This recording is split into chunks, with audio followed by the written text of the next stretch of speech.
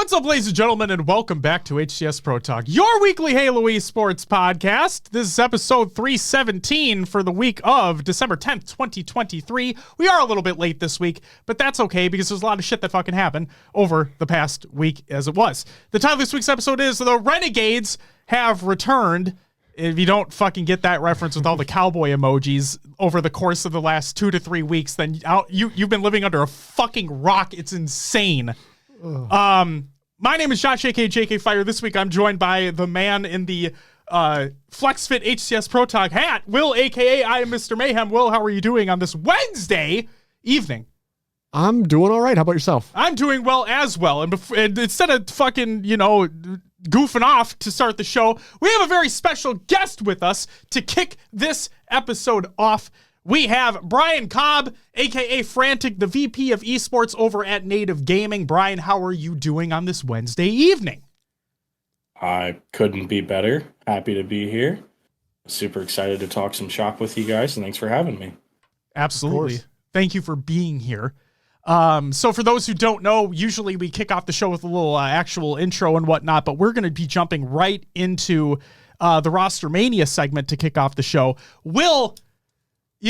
we might as well do the soundbite. All right. Rostermania!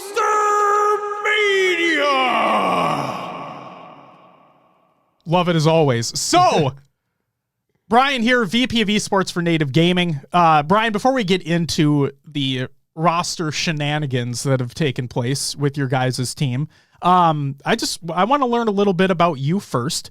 So, you came from the esports side of Valorant as a coach for a couple different organizations in the Guild and E-United, and also Native Gaming, as a matter of fact, if I'm not mistaken. So I want to play a little game first, okay? The game is 3 questions. Something similar, something better, and something you'd like to see improved. So, from the mindset of coming from the Valorant esports side of things and then coming over to the Halo esports side of things, what is something similar you've noticed between Valorant and Halo esports? So something similar in a linear view is the amount of passion that the players have towards the ecosystems that they're competing in.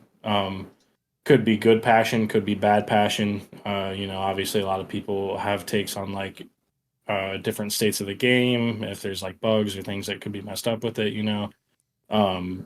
but outside of that, it is a one-to-one representation of how fiery a Valorant competitor, mouse and keyboard. This is a alternative to Halo's been a console esport forever.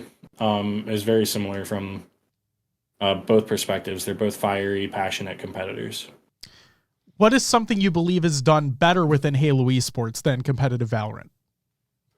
The game balancing, particularly this last year. I know that might be a flaming hot take, but Tashi and the team at 343 have put tremendous amounts of effort over, I think, that we've all seen in, at least the past 6 months to really take feedback from the community, take feedback from the pros, make the game enjoyable for casuals as well as professionals. We're seeing, a step in the right direction that everyone wants for a lot of different titles, and that's a network and netcode fix that's being rolled out to Halo. I've heard really good things about. I want to give kudos to the team at 343 and Tashi for actually giving a crap about what people say and taking feedback into consideration. I'm not going to throw Riot Games under the bus, but they're definitely not as in tune with their community. And just for the record, people at home, none of these questions were vetted beforehand. So please know that these are Bryon's actual thoughts, and none of this is fucking PR speech for 343. Because I know that people are going to think oh, he's just fucking shilling for them and whatnot. It's no, it's something we've been harking on this show for a very fucking long time, is that they do listen and they're doing everything they can to make things better for the players in mind. So to hear that from you, directly involved within a higher up position within an esports organization that's competing in the league, that puts a lot of my mind at ease because you guys are witnessing this firsthand. Yeah, and to make sure there's no construed bias on that, we're not partnered with HCS. We are in Halo purely out of passion. And yeah, I don't know anyone any compliments in terms of how they operate their game. I do genuinely think that they do a pretty solid job. So I don't know if you guys are able to comment on this at all, but since you mentioned the word, might as well ask the question. You guys going for partnership? Yeah, we are. Every opportunity that HCS is going to give us to apply or be involved in those conversations, it is of the utmost importance, that we take every opportunity that we can. And getting in those conversations, we hope to, have more booth space as they make it available. They gave us the opportunity to have a booth at the Salt Lake City Invitational. Big props to Space Station, by the way, for hosting what I consider to be one of the best esports events I've ever been to in any title. And to date myself, I've been in esports for about 15 years. So it's was a killer event. Super happy we got to have a booth there. And we're looking forward to hopefully being able to secure more spots like that this upcoming season. And again, just as those opportunities arise, we hope that HCS is really considering us. Our main goal for this upcoming season is to create really incredible storylines around our team, aside of being like as competitive as possible. I'm not going to come in here and promise you guys world titles. Obviously, it's what we're all shooting for internally, but we, want to give the fans something to be proud of. We want to give everyone something that they can be like, I'm super, excited. I'm investing my time and, being a part of the native gaming community and supporting our Halo team. You hear that, Collect? He doesn't believe in you. So just keep that in mind. No, in all seriousness, Riz in our chat says your booth at SLC was awesome. It was run by great people. So there you go. Hey, thank you for that. I appreciate that. We put a lot of work into that. And I really hope that they have booths because Will, you know me. I love buying merch. He's going to buy everything. Yeah, I'll buy everything at your booth if you got it. So bring it on. Yeah, 100%. When we do our booths this upcoming season, we're going to do some really cool capsule drops.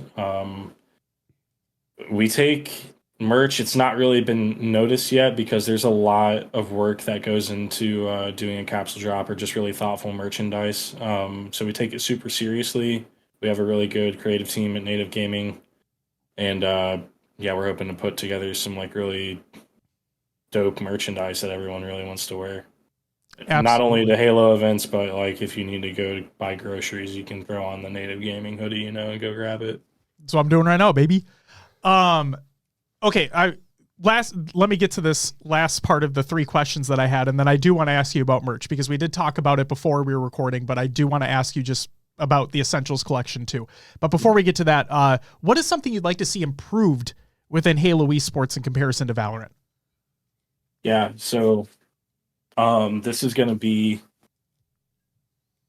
a conversation I've had thoughtfully for a while internally, so I've never really spoken this out loud, so we'll see how this is received. What I've noticed is the amount of time that gets sunk into practicing. Like our teams practice, as much as like is readily available to them. Not to like shoot anyone in the foot, but we'll take as many scrim blocks with Optic Phase, SSG, Shopify, like all the quality teams we're scrimming as we can. Sometimes those are 3 hours, sometimes those are 5 hours. There's really no like rhyme or reason. And the scrims get chalked after like 8 games sometimes because God knows, I'm not gonna go into like everyone's personal feelings about how, like someone isn't taking a scrim seriously enough or not. But I know internally, like I have a lot of faith in our players to make sure that they're, valuing their time and investment and being as good as they possibly can. Mm-hmm. But from Valorant coming here, we'd spend 6 hours a day in scrims, 2 hours a day in VOD review. Like we were clocking in 8-hour days, 5-6 days a week, 5 to 6 times a week. I'm not saying it's a great work-life balance, but I would like to see like the scrum quality in Halo really like sustain itself and get through a full like 20 map block instead of like chalking it at 7 games and that's your practice day. I like that. because I've always been of one of my go-to lines here on the show is that in the grand scheme of things, I always say that scrims don't matter. So to hear you talking about how you want to get to a routine schedule, this is what's expected. We do this, whether it's every day or whatever, but you have a set block of time. You do go through the entire map pool, whatever it is. I like that because it can hold people accountable. You're able to get that practice in, and just hopefully it allows for teamwork to get better as well throughout. So yeah, exactly. That's a big thing, and that's a big reason as to like why I'm so excited for the roster we have going into next year.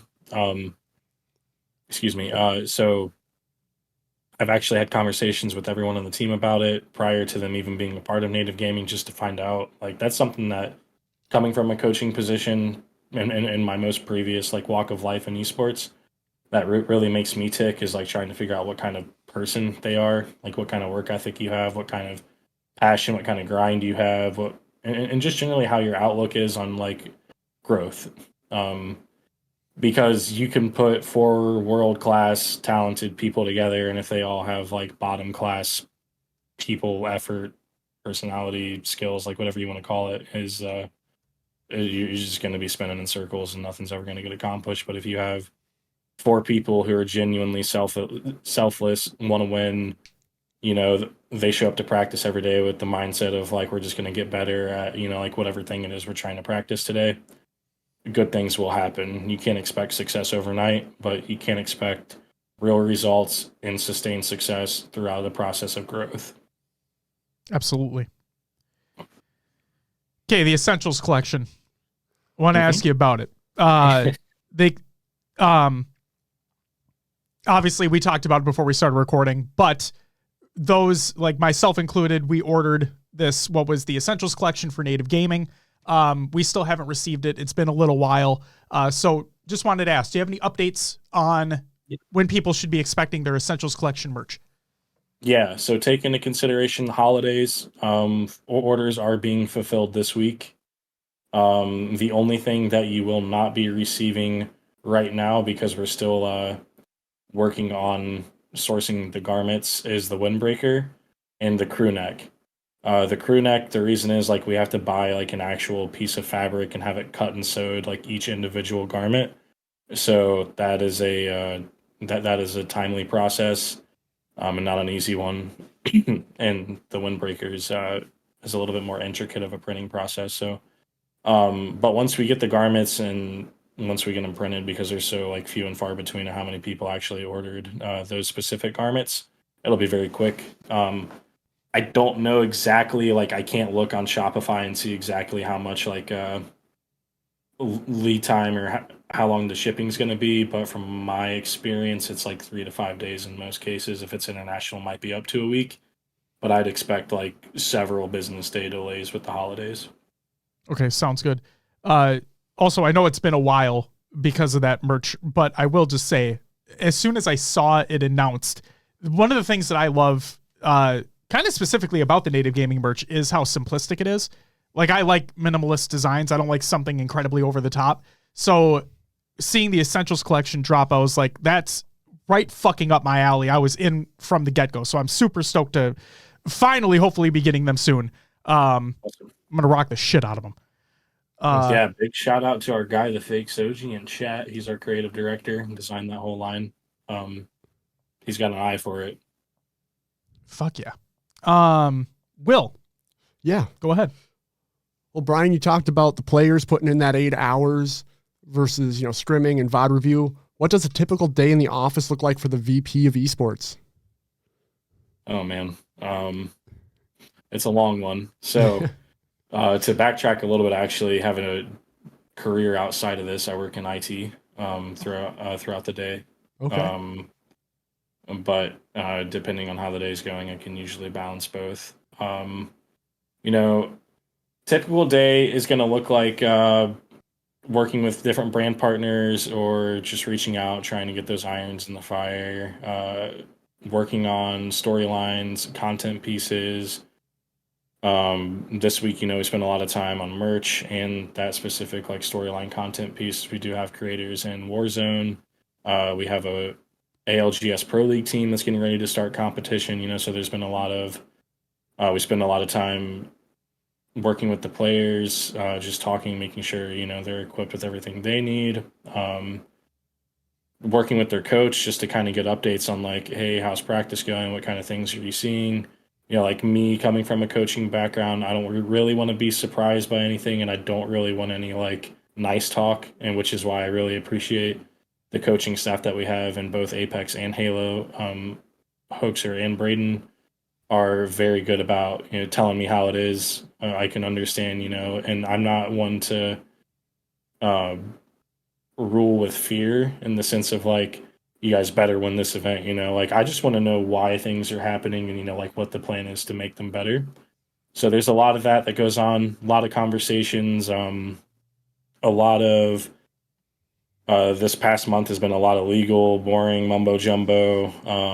We'll spend a lot of time brainstorming, with the executive layer of the company, with Dean and our COO Dale. We'll spend a lot of time like talking about what's next. How can we continue pushing the button with this organization? How can we continue evolving and growing our brand? And then there's a whole nother holistic side to it, where we're trying to do things for the indigenous communities. And we have an incredible lady who works with us. Her name's Angie. She does a lot of our indigenous activations, community engagement, and partnerships. And there's a lot of opportunities to get involved scholastically and with some different communities and stuff that we're really working on right now.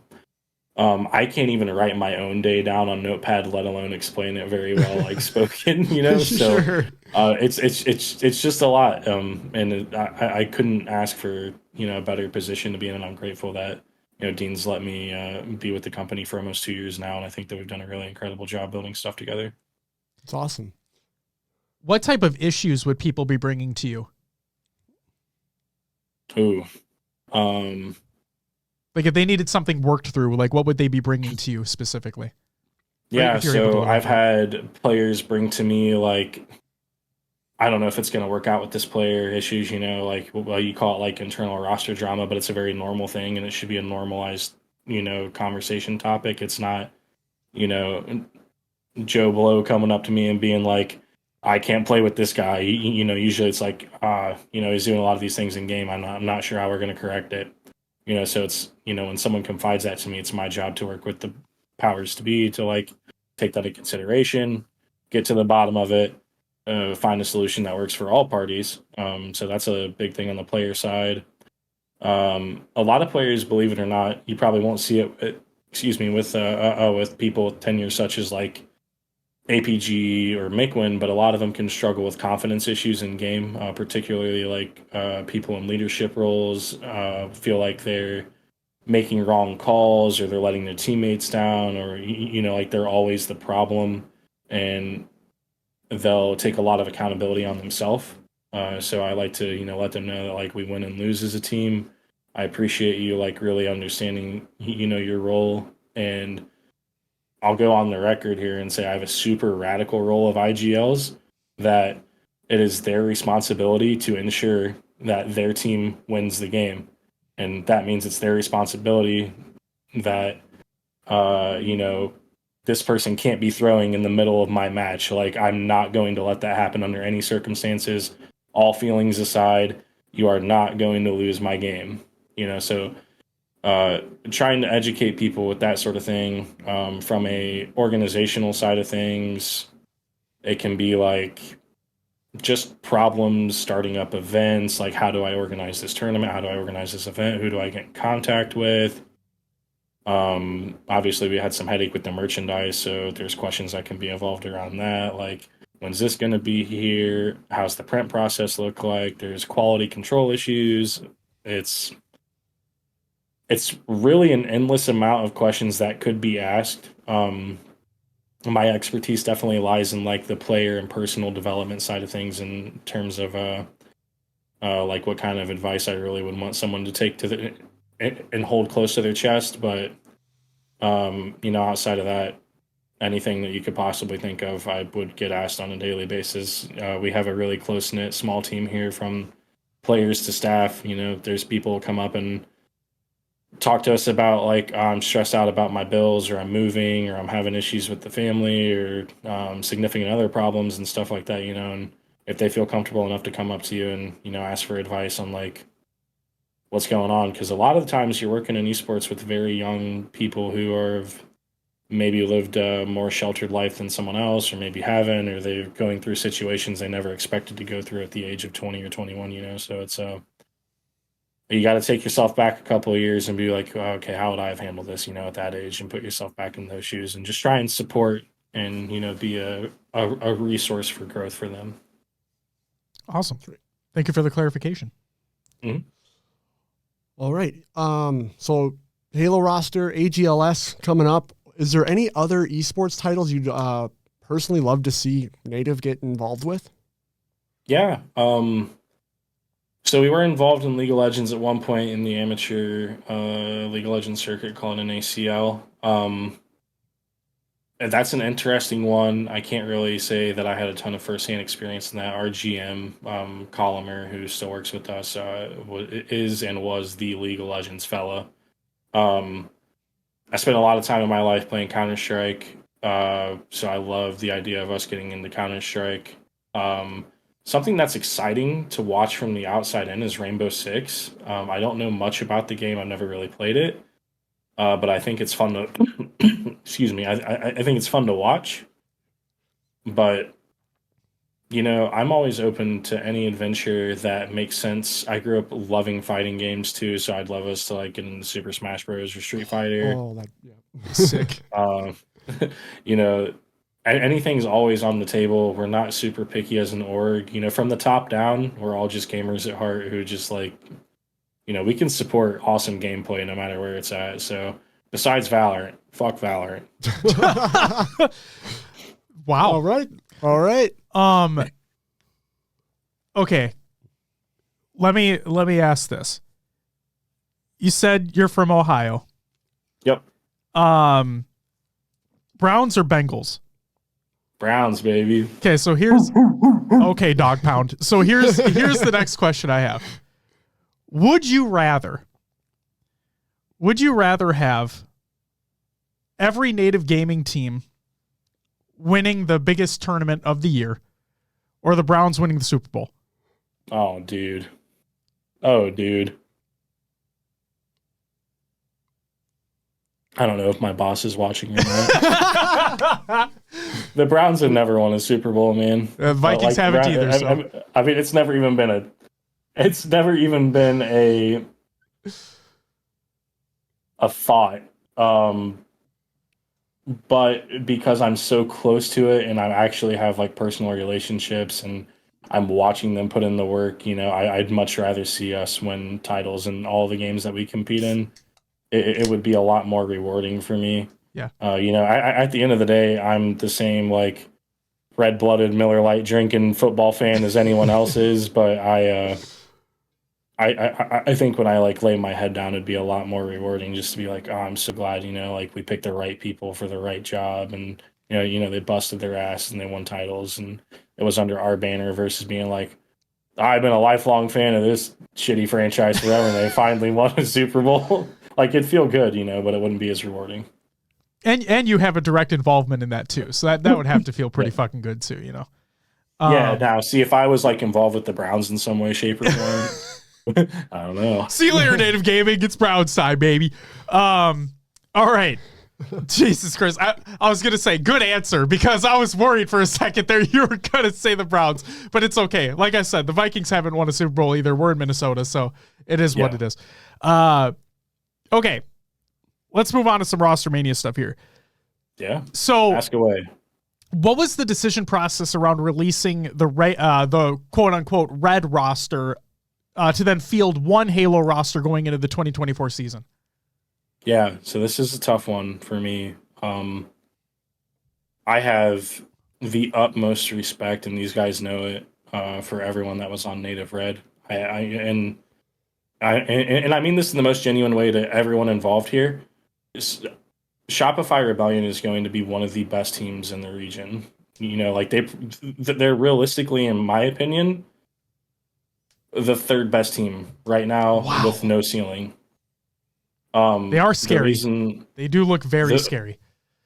When I say that there is not a single more fierce competitor I've ever met in my life than Soul Snipe, I genuinely mean it. Like, that guy is the kind of guy that can just like turn up off of raw emotion. Like, he might be in like a lull, and he just gets fiery immediately, takes the game over anytime he wants to. He's very talented, and he has that switch. Suppressed, another guy who's like wasn't on my radar as someone, at the beginning of the year last year, is like, this guy's up next. This guy's up next. Everyone talks about, Collect, because Collect is God, but don't inflate his ego too much, all right? They talk about Collect, they talk about Cycle. There's been some other talent out there that everyone like reveres as like rookie of the year or the most upcoming young talent in the game. Give Donnie his flowers. He is incredible. That Shopify team will be feared. With the recent changes, Manny, big grinder.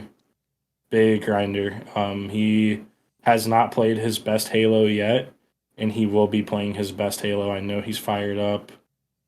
He's got a ton of potential, a ton of raw talent. I know he's going to work his ass off, and he's going to be a problem for anyone playing against him. And everyone obviously knows Talik's credentials, is arguably the most accurate Slayer in the game. If not, like top whatever number you want to put on there. I think of the world of Talik. I think that super dedicated, super consistent. Everything is on the table. You know exactly what you're getting with him, and what you're getting is just a lethal Slayer. A lot of respect for Jam as a coach. Perfect guy for the job with that team. And what I like the most about Jam, he's a no bullshit kind of guy. He's really good about working with those guys and those personalities. And, I'm not sure what's going on with Manny, Talik, and Jam yet. I have a hunch, but I'm not real sure. I hope they get to work together. But I think, for Soul Snipe and Suppressed, it was an awesome opportunity to build a super team. You have to take that. For us internally, it was a really hard decision to make, but we aren't getting partnered, obviously, this upcoming season, and you put a lot of money into a game where there's really no opportunity for ROI. So we made a business decision to field a roster that is like limitless potential. I think with the team that we're going to next year with, really awesome storylines around it, opportunity to be real creative with the team. Not saying that Red had really touched their potential yet. They went through a lot of turbulence last year. But in terms of the decision to go down to one team, it was definitely like a financial decision. And then to build a roster like this, the opportunity of APG coming up, wanting to play with us, and Neptune coming back at like the most perfect time. And there was like a point in time in those conversations where I told Dean, because I was pushy, like I'll let it be known that like I was on one side, and I told Dean, I was like, all right, this roster I think I can get behind. I think there's a lot of potential with it, and I have a lot of faith in the guys who obviously I've seen compete for us before. Had a conversation with APG before I even knew anything about the guy really, at Salt Lake City. And learned a lot about him as a competitor, and I had a lot of respect for him, and just the conversations I've had with Neptune and watching him play, no matter what anyone says, like I see the Redditors, I see the Twitter comments, like he's going to come back and he's going to be a bust. I don't know why they're investing in this guy. He hasn't competed in Halo in umpteen years. He's been competing in pro esports, since he left Halo. Watch him play the game and tell me that he's not going to be slaying. Just go ahead, watch and tell me that with a straight face. I'll wait. Because he's going to slay.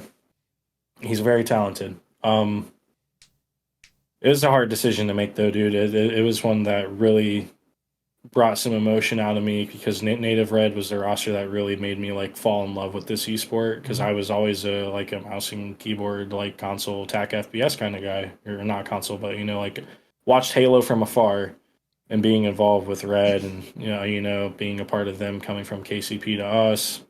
They've been here for a while, it's definitely like those guys felt like family to me for a while. So, and they still do. Like the utmost respect for all of them, and I wish them nothing but the best, and I know that they're going to kill it, at their next stops. But yeah, it was just an opportunity we felt like we couldn't pass up on bringing this roster, and there's limitless potential.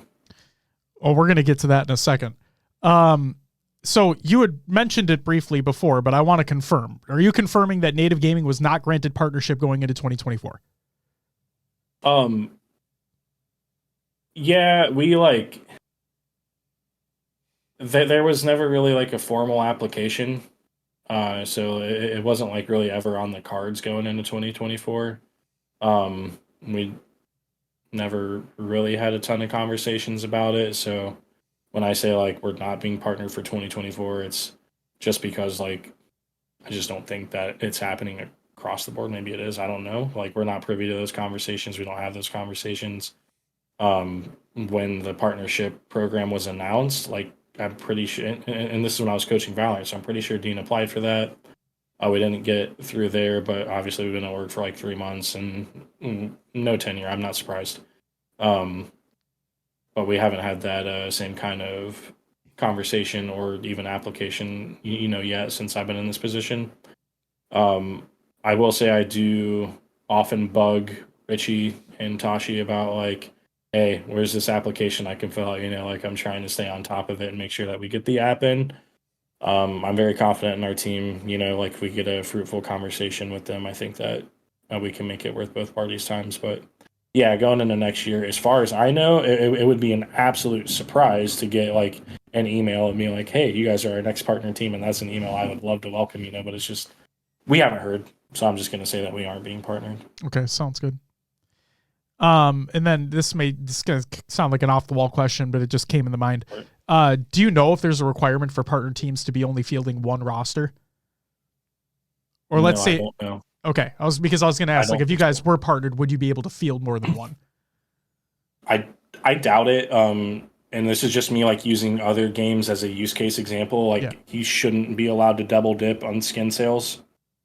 Like why would it be fair to anyone else? Like if we were fielding native red, native white, that we would get either 2 sets of skins or twice, the player marketing effort on the skins versus someone else. I wouldn't expect it. I have seen like in other titles where you could be partnered in the traditional esport and then partnered in like the co-ed or the female esport. But obviously that's not existing in Halo yet, although I have seen a lot of like female tournaments up on the horizon, which is awesome, and absolutely really looking forward to be supporting those. Fuck yeah. Okay. Rostermania during this offseason has been insane to say the least. And from the outside looking in, it appeared as though the stars had simply aligned with what would become this new Native Gaming roster. But that seems a little too easy. So what's the story around signing of this new Native Gaming roster, which consists of 4 out of the 5 of the last Renegades roster from Halo 5, and Mickwin, Neptune, APG, and Hoaxer being the coach, and the re-signing of the Young Gun Collect? So, Collect, no-brainer from me. I watch him stream all the time, we got to vibe for a while in Salt Lake City. Awesome kid. I call him a kid because I'm like 10 years older than him at this point. I think I earned that. We all are. But like when I think of the ideal candidate to build a team around, that's a young upcoming talent. It's him. He's been competing for 6, 7, 8 years at this point. He's been through the roster ringer for sure since Infinite's launched.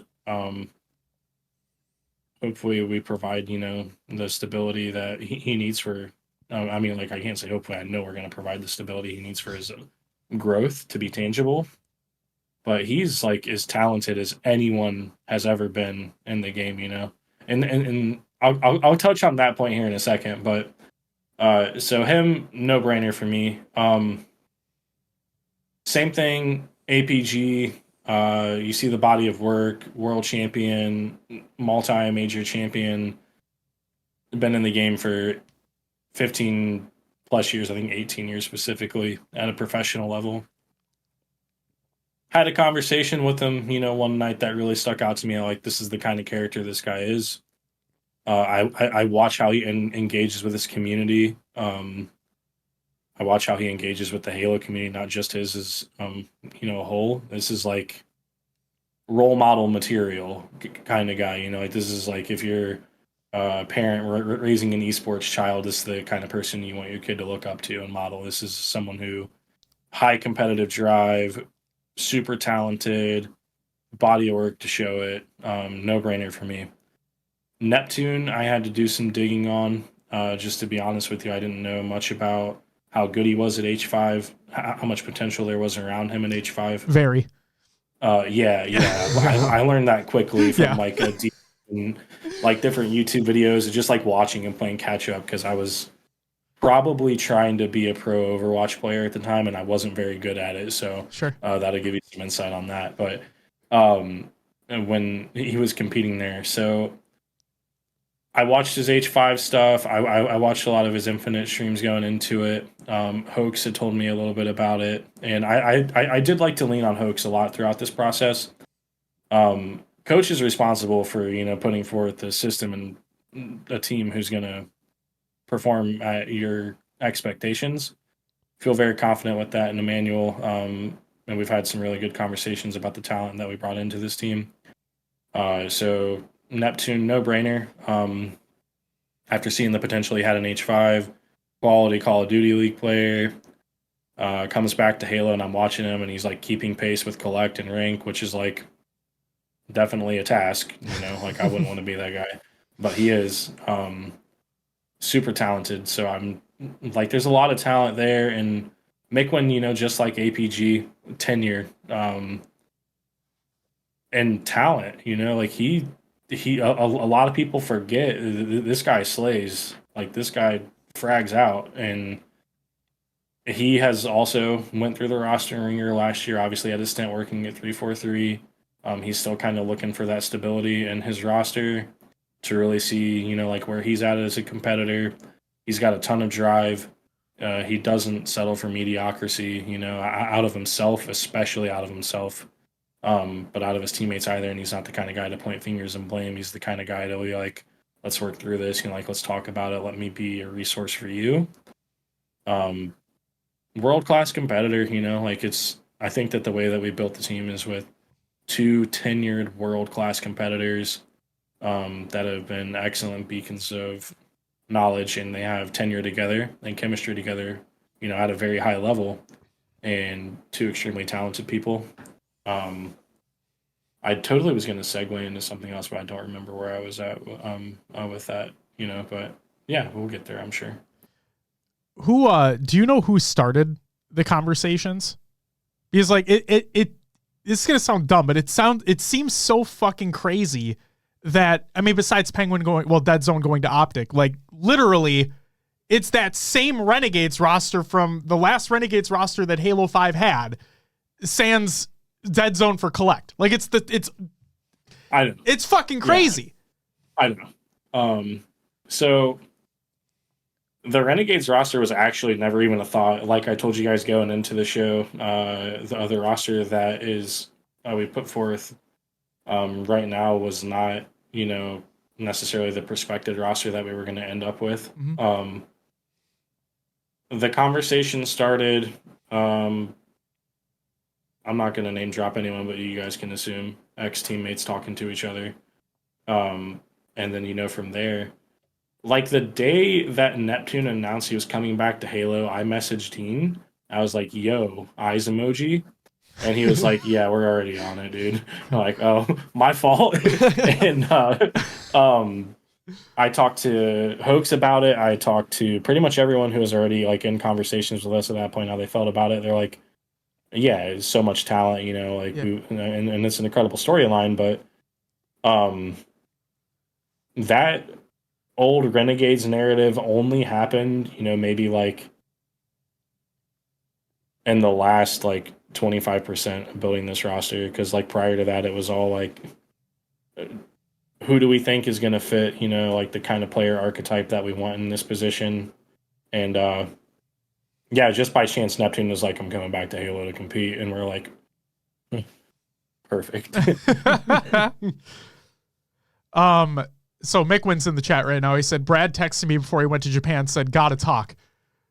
Yeah, that's how it went. And like we definitely leaned on Austin a lot through that process to be like, all right, so where's everyone's heads at? Like how do we feel about competing with this guy? How do we feel competing about, or how do we feel about competing with this guy? The two people who have always been involved have been Mickwin and Collect. Like, those are the things that are no brainers to me. Quality, skilled, tenured pro, and young, upcoming raw talent with incredible work ethic. Like those are usually a recipe for success.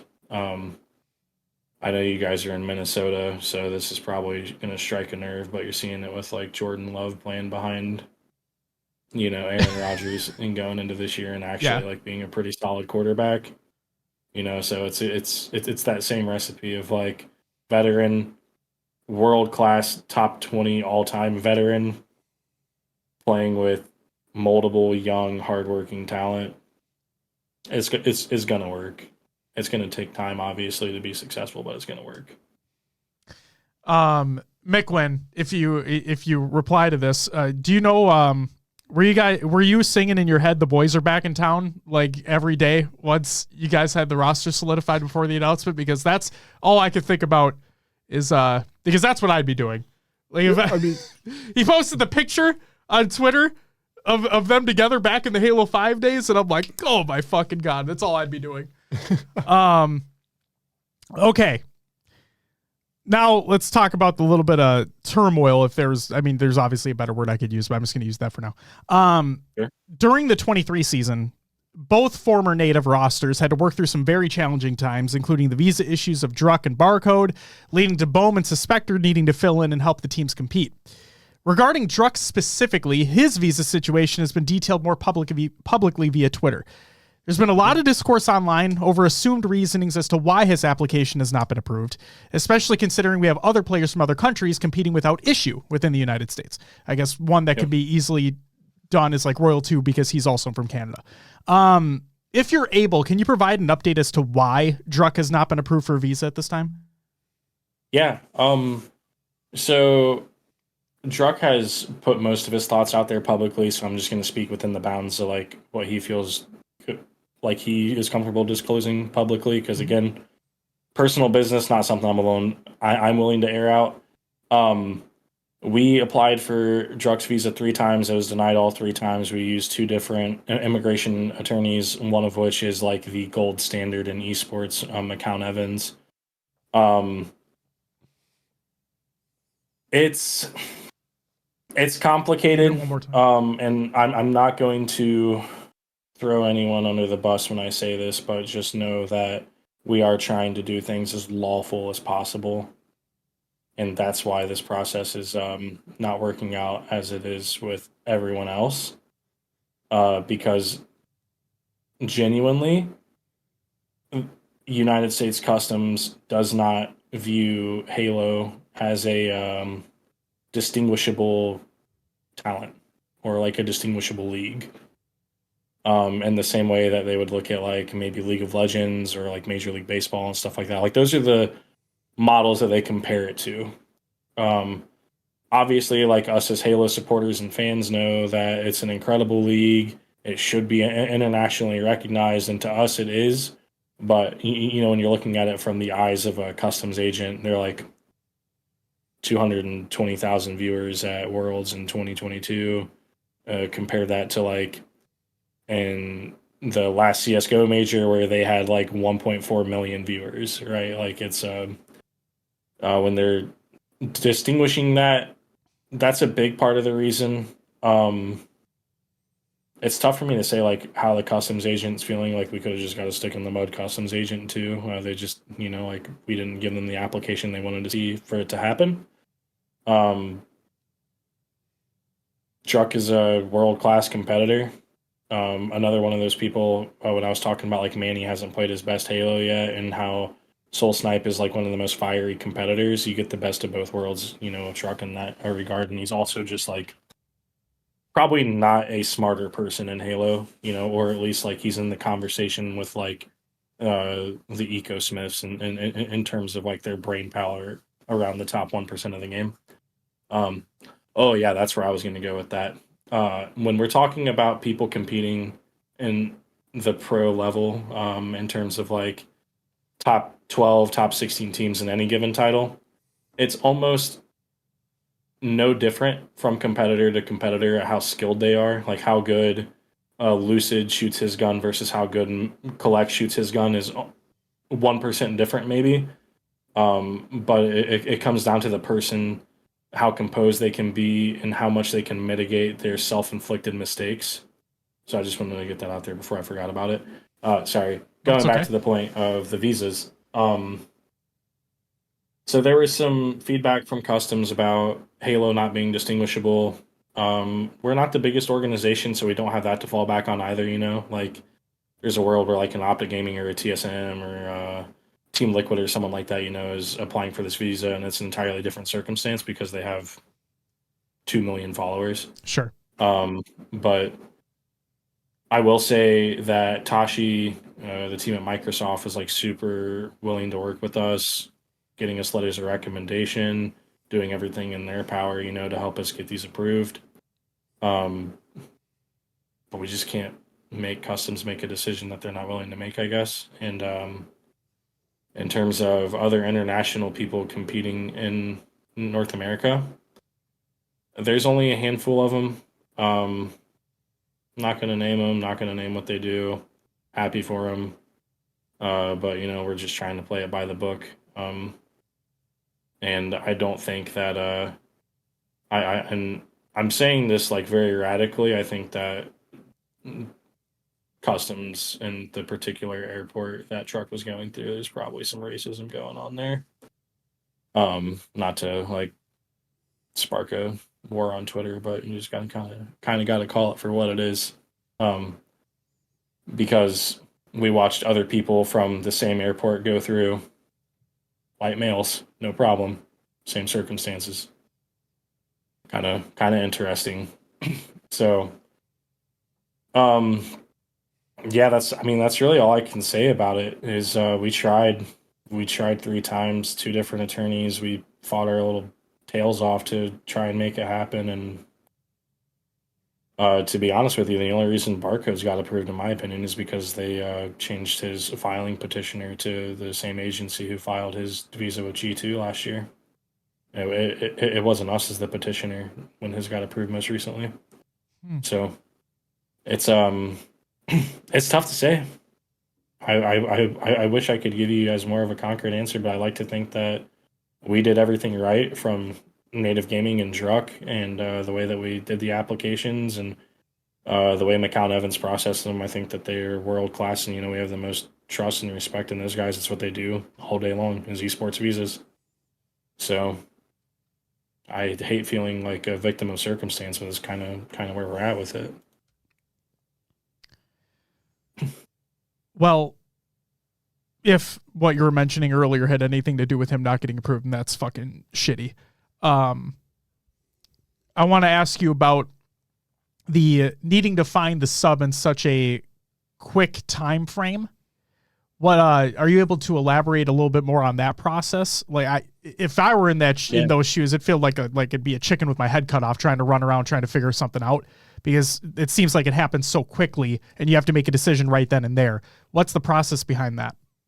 Yeah. So first of all, I've never worked with the CEO in esports, and I've worked with a lot of them who have been as willing to make shit happen in a short amount of time as Dean is. So it's incredible to work with a guy like that. We found out that, you know, Druck got denied at the border, that he wasn't going to be able to make it to Charlotte with like 12 hours notice to find another player. And we had to go through open bracket because of the rules. Yep. So I want to say it was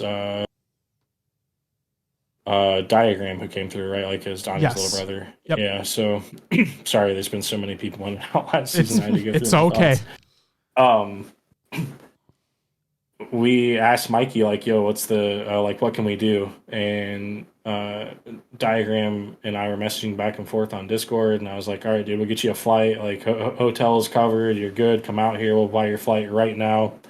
And he's like, all right, cool. I just need like 4 hours to get my stuff together and get to the airport. And he flew from Los Angeles to Charlotte, and I think that plane ticket was like $1,200 round trip flight. That, you know, like that's a tough one to digest because you're going from like one big airport to another, but you got to make it happen. And big ups to Diagram for just being able to be like, yeah, dude, clock me in, let's go. Yeah, fuck it. And to have to go through open bracket at the same time. That's fucking insane. 12-hour turnaround time. Yeah, dropped everything and was there. It's like, I'm playing Halo. God damn it, get me in there. Yeah. Oh my god. And then and then for the like the Bohm situation and Suspector and everything, anything to comment about those? So Suspector wasn't a sub, actually. Suspector signed. Oh, that's right. That's right. I apologize. So Native White had to play Arlington with Trey. Oh yeah. That was our code issue V2. I totally forgot about that one. Trey showed up, you know. Sometimes he was gunning, you know, in there for being the guy who's not playing the game pro. Good I mean, he had to, so. Yeah, a lot of respect for Trey, by the way. Awesome guy, world-class guy. Bohm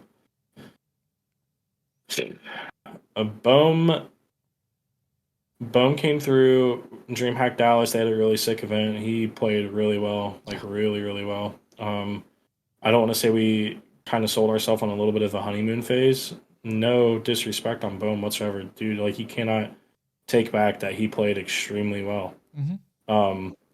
A big part of like why we took fourth at that event, probably the main part is why we took fourth at that event. But we were like, yeah, dude, this is cool. We've got our replacement for Truck at the time because of like what was going on with him. It looked like there was no end in sight. And then you know, the next event, it just like throughout having more time practicing together in the next event, it was just not necessarily personality clash, but play style clash. It wasn't working out. And then Trey is like, oh yeah, I've worked with Bohm before, you know, like this is going to be really easy to, you know, incorporate him in the system. Everyone was like geared up for it, ready to go. Play style clash, it didn't work there either. Because a lot of similarities between the teams in terms of the pace they play at. So I hate to feel like that, you know, like we recycled him a couple of times because he is a really, really good competitor. Young, talented, you know, just as talented as anyone else. And I'm looking forward to see like where he lands this upcoming season and what kind of team he's playing with, and surely we'll be seeing him at the majors. But Donnie was the other guy who kind of came in the pinch. Was suppressed, I'm sorry. Did not fit like a glove at first, but fit like a glove through practice. Talked to Jam, you know, throughout the whole process. Is like, you know, he's got these issues, but, you know, we're finding a way to work through it. There's light at the end of the tunnel. And the results kind of spoke for themselves. You know, he was one of the, I want to say he was top 10 in damage, kills, and overkills. If you care about stats, which, I mean, like, stats really only tell like 5% of the story. At the last 3 events, you know, so he's definitely like went from being a highly vetted tier 2 player to being arguably one of the better slayers in, you know, the top 8 teams. So it was definitely frustrating, and it's not fun to have to work in a pinch like that because you feel like you're not given the opportunity to make quality decisions. But one thing that we do pride ourselves on is that Dina and I don't necessarily always agree on things, but it's kind of like an iron sharpening iron sort of thing. So we always feel like we're making quality and thought out decision, even if that decision happens after us like getting on the phone and talking for 30 minutes and, you know, we're to the point. So I definitely think at the time those were the right guys for the job. And it sucks, like it genuinely sucks to feel like we were just like walking on crutches for half the year last season. So we put ourselves in a position to not have those issues this upcoming season as well. Fully domestic team, which sucks because we were really excited, you know, about being one of the first international rosters in Halo to be as competitive as we were. Oh yeah. Big shout out to Tapping Buttons, El Diablo, whatever you want to call him. That guy is just there's not a person in Halo, I'll die on this hill, nobody's better than Tapping Buttons in a 1v1. Not in the world. Oh shit. So So not Lucid, not Renegade. Sorry, I'm taking tapping buttons. Oh shit. No, we said it for weeks. We said it for months when that native white roster was first announced that we were 1000% on board. Like we couldn't wait to see what they were going to be able to do. And like, I won't lie. I think we probably, maybe it wasn't going to see like immediate results, but I mean, it did. It realistically did before the shit started happening. But I mean, if there's one thing that I want to say is that I think the amount of resilience that your guys had on both rosters to take everything in stride and compete in the way that they were able to with all the shit thrown their way all year, I think that's commendable. That's honestly commendable when you go back to look at it. So big ups to you. That's the guys. kind of character I'm talking about when, like you're investing in the person, not necessarily the player. Like those are the kind of people you want to be investing in, is people who are like, all right, well, we just got hit in the face with a shovel. What now? Absolutely. And the what now isn't like, I'm going to go bury my face in the pillow and cry. The what now is like, I'm going to go get back on my horse and grind. That's right. Can I throw a hypothetical at you? Oh, please. I love those. Okay. Let's say the Druck visa situation wasn't an issue at all. Let's say he got approved. Everything was golden. But let's say it was approved like when this off season started. Okay. Mm-hmm. Would there be a possibility that you would still be fielding two rosters, one of them being the original native red roster? Or no? I don't think that we'd be fielding two rosters, but I think that the decision would have been a lot more difficult to make, yes. Okay. I will say that the team would have existed with both Suppressed and Druck on it. I don't know who would have been the odd man out yet. And again, that's not a decision that I leave up to myself to make. That's a decision that like the coach is involved in because he's the guy, he knows the game better than I do. And so I, like rely on him. I'm just here to help him make those decisions. But yeah, that would have been, I mean, like if you're just looking at the example of you're only as good as your last at bat, Druck's last at bat was third place at Worlds. So it was. He's world class. I hate to keep using that term, but he's fast. He's intelligent. He's good at slaying. Qualities are there across the board. Yeah, that would have been. I don't know. I definitely don't know. That's not my decision alone to make. So that would have been a conversation that we probably would have been losing sleep over at night. Absolutely. It was already a conversation we were losing sleep at night over, so definitely would have been more sleep lost. Well, it was one of the conversations that kept happening in the scene is Druck's visa going to get approved? If it does he take somebody's spot on that team again because he was part of the original four? What direction does Native White go in? Do they remain the same? Like, are they finally going to have their full four going into it? Like before the whole Renegades plus Collect thing had now. It's just been constant conversations that were happening. And then obviously information came out and here we are. Okay. Bryon, I have one more question for you. Yeah, you guys can ask me all the questions you want in the world. I totally didn't realize I had vacation for the next week at my day job, so I'm just going to go play video games after this. Well, perfect. I think that you deserve to be able to get to play some video games here. I do genuinely only have one question left.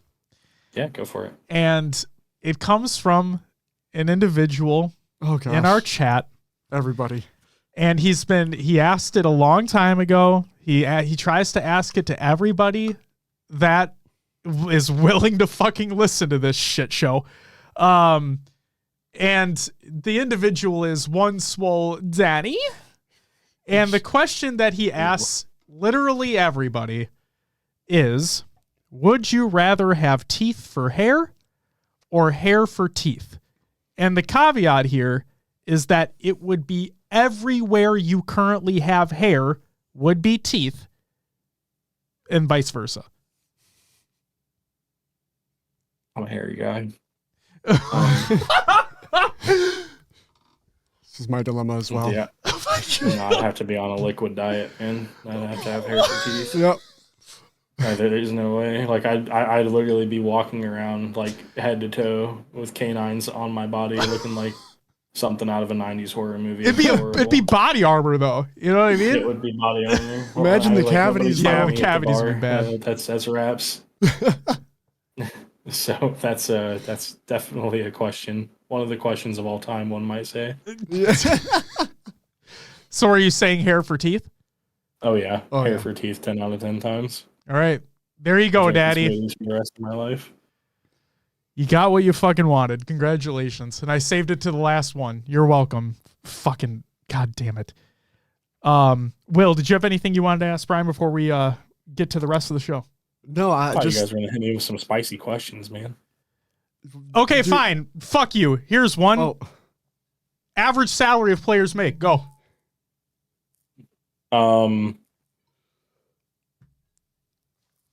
It's broad.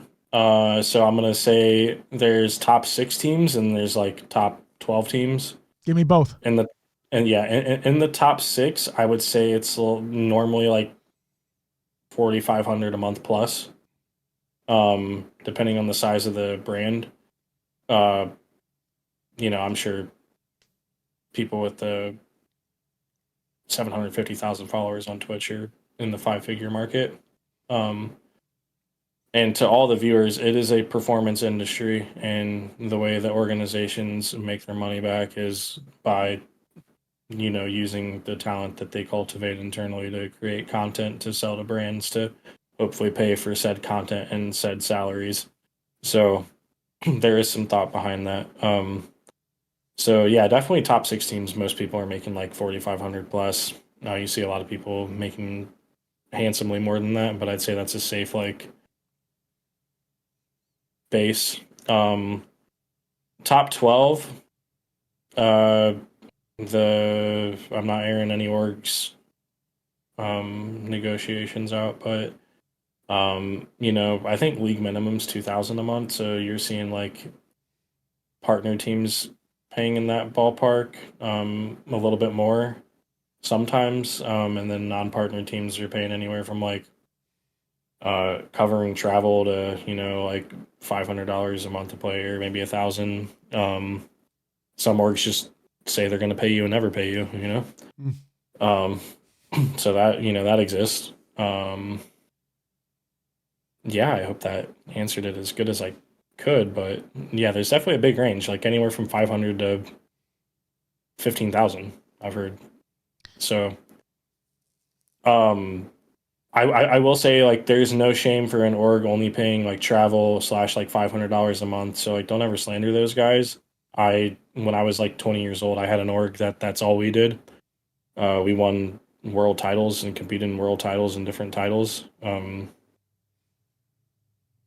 You have to operate comfortably with what you can afford, and there's no shame in that. And for the players, who get those opportunities, like, I think that people often discredit how difficult it is to be a professional gamer and to make any money at all from someone who's just willing to invest in you to go play video games, let alone like $10,000+ a month.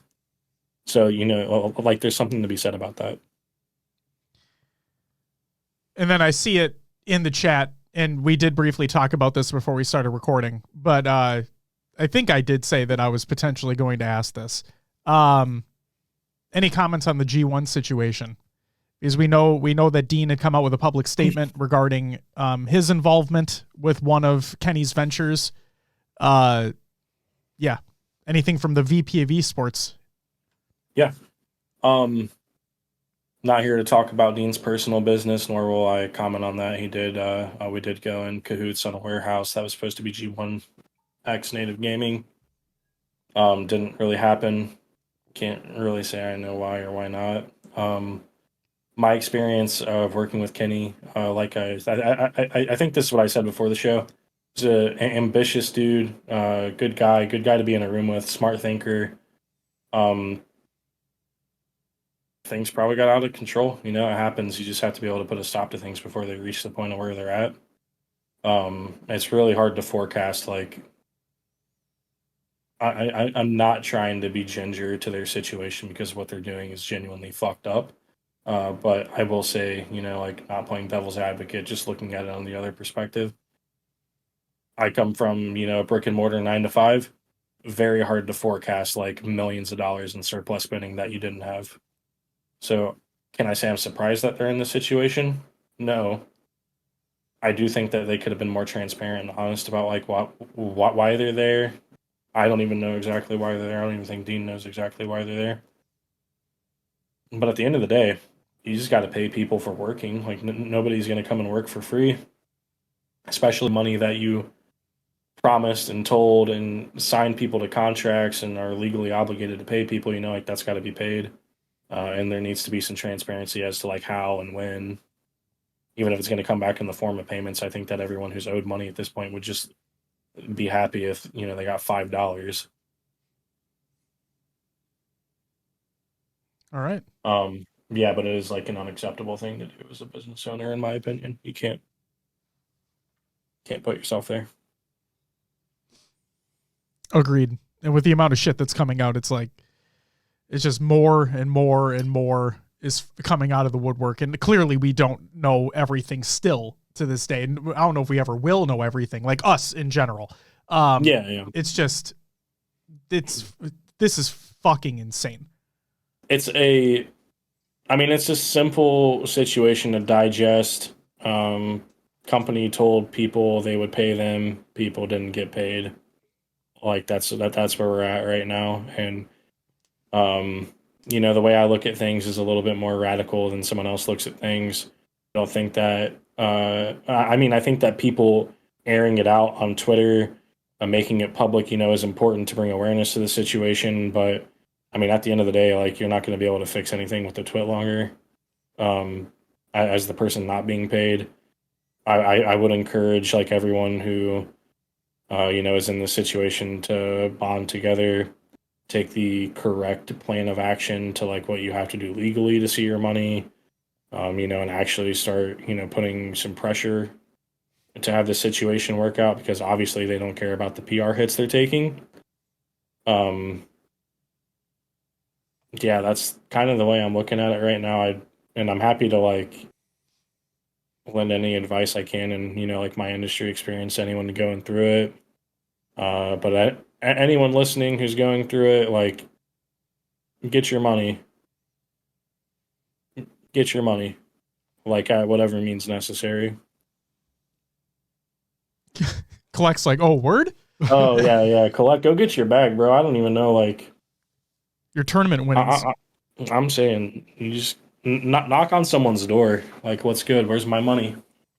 Make it real awkward for him. I'm kidding. I'm not encouraging people to like go knock on someone's door, but if someone owed me $50,000, like they were going to hear the fuck out of me, and it would be not fun for that person who owed me $50,000.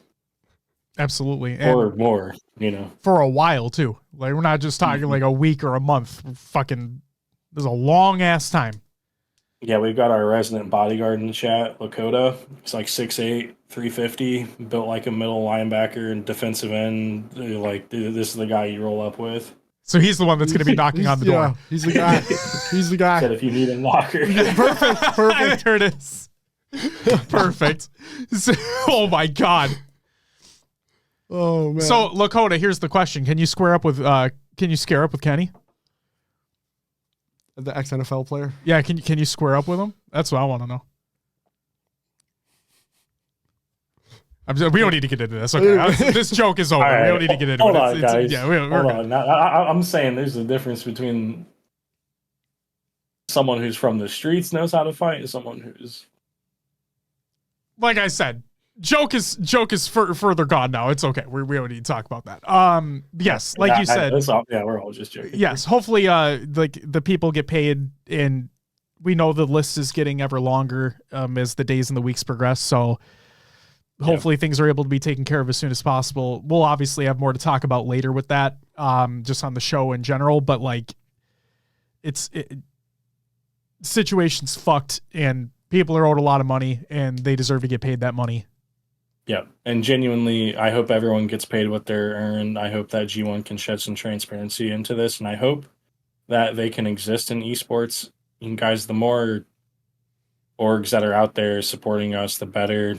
Everyone makes mistakes. If they can, take the proper steps that they need to take to, you know, continue to operate as an organization, you know, I hope they can. Those opportunities are hard to come by. Finding someone who's passionate enough to come in here and invest there, not just, you know, the owner of the organization, but whoever is sending the money to them, you know, it's not easy because this is a bleed out industry, genuinely. Man, on that fucking downer note. No, it's an awesome industry, but it is like, I mean, dude, if I was a millionaire, I would not be sending half of my fortune, you know, to run an esports org. I'm not going to see any money back on, you know, within probably like 3 to 5 years. It takes time, and it takes investment, and it takes having, you know, the right people in the right spots.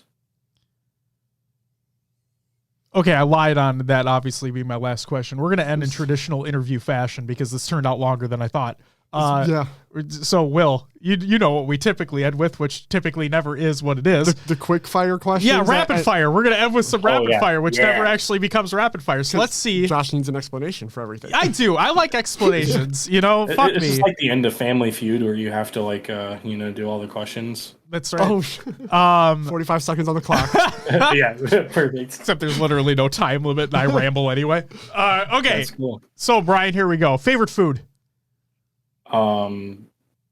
Ooh, god damn. Rapid Chicken fire. wings. Chicken wings. Do I go further than that? I don't go further than that. Okay. Also, yeah, whatever you're doing. Drums, flats, drums all day. I don't care. Come at me. Drums are better than flats. Sauce or rub? Sauce, extra wet. What sauce? Something spicy. I'm not a big barbecue guy, so it has to be like a hot buffalo, or like if you go to B-dubs, I usually get wild or blazing. Teriyaki's cool, like Asian flavors are. I'm always here for. Not a big barbecue guy on chicken wings though. Okay. Favorite movie? I go through phases with it. I'm going to give you a handful. Shawshank Redemption. I live in the town it's filmed in, so that's a classic, one of the best of all time. Radio, love Radio. Oh, fuck yes. yeah, dude. Let's go. Underrated gem, dude. Yep, and Shutter Island. Oh. It's Leo DiCaprio. Leo in that, DiCaprio. isn't it? I like that movie as well. That's a good one. Yeah. Yep. That's like a psychological thriller, isn't it? Oh, so one of your mods said mango habanero. If you guys want the cheat codes, you get the lemon pepper dry rub and the mango habanero sauce. There you go. Good. Yeah, it is a psychological thriller. Incredible movie. Are you a fan of the Fast and Furious movies? A handful of them, yes. Okay. Ejectocito cuz. Yeah! Okay, now hold on. What's the best Fast and the Furious movie? Tokyo Drift, and it's not even close. Yes! Damn it! Fuck yes!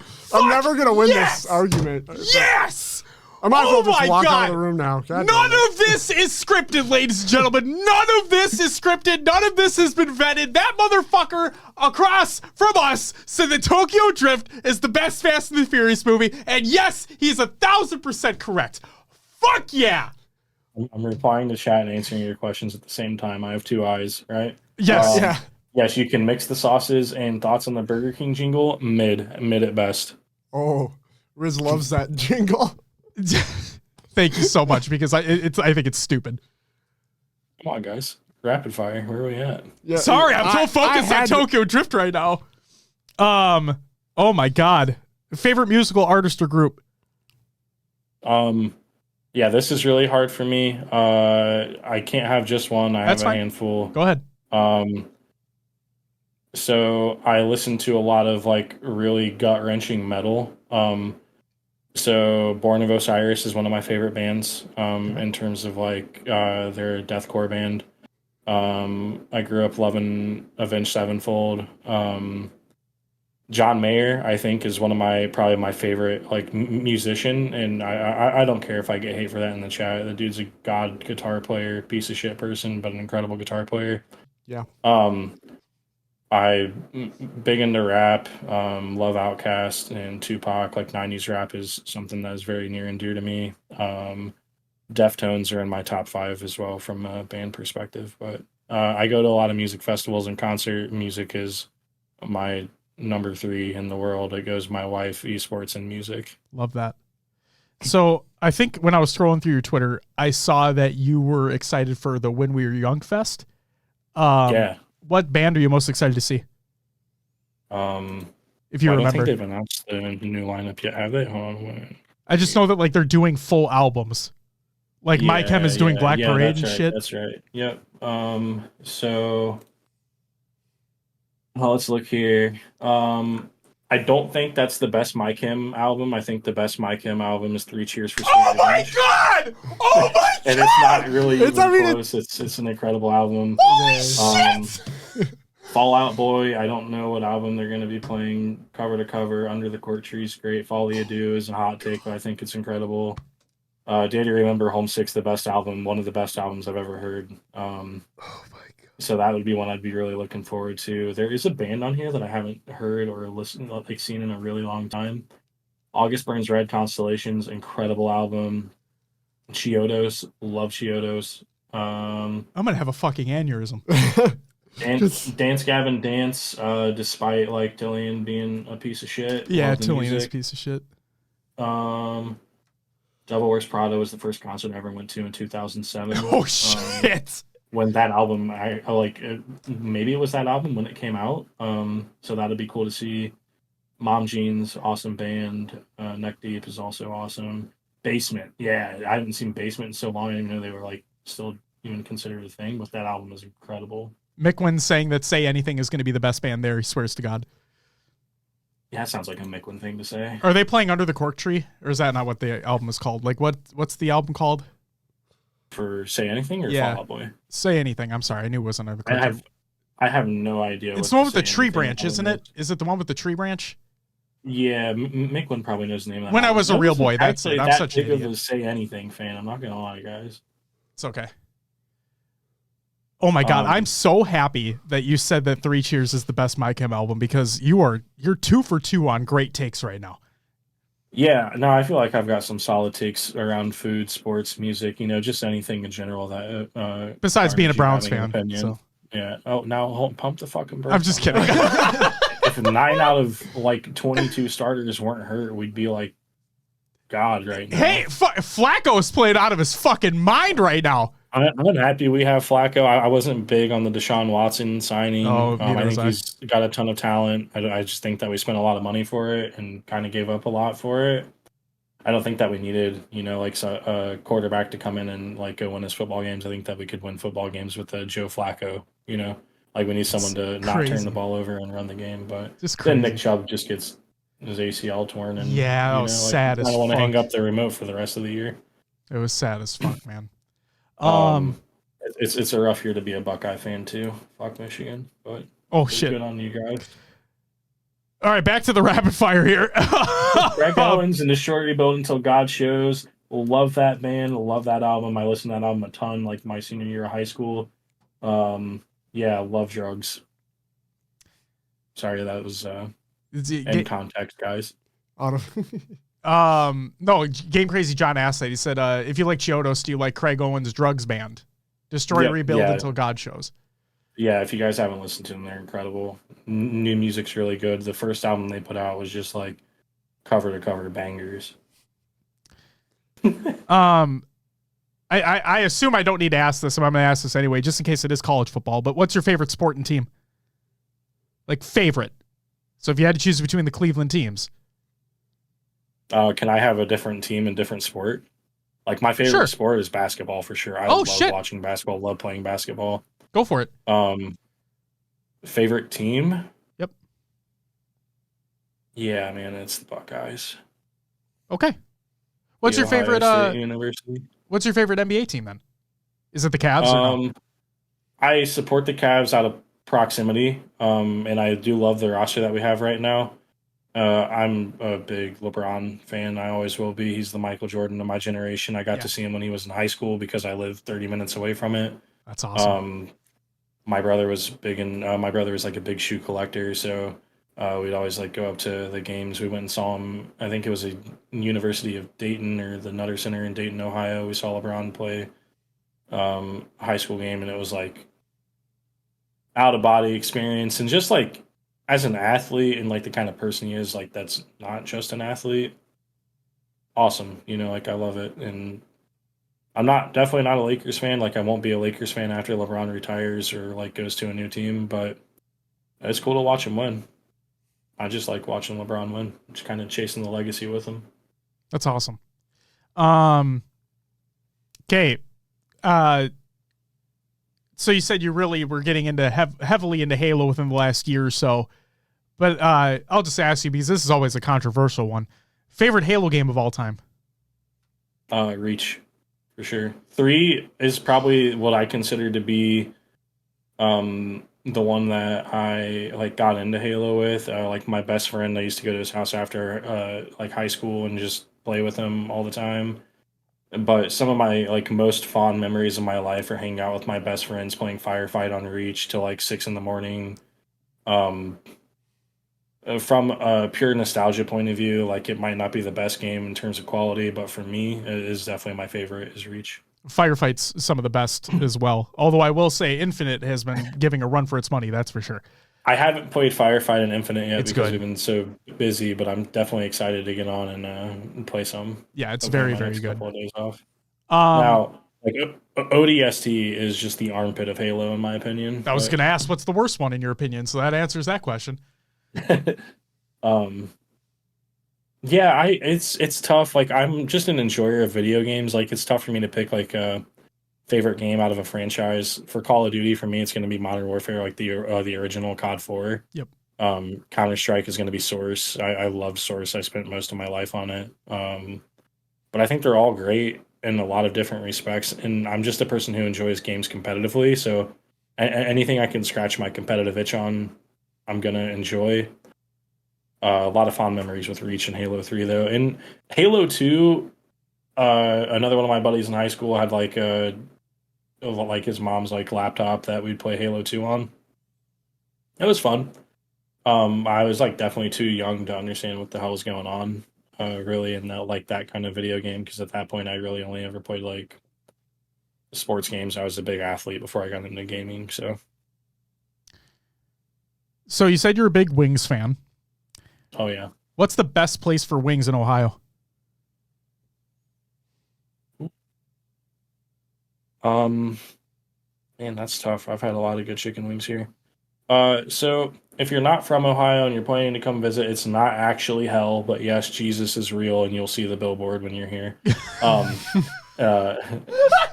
it's actually a pretty cool place. I think the best chicken wings I've had have been at a pub in Ashland, Ohio called O'Brien's. Those were incredible.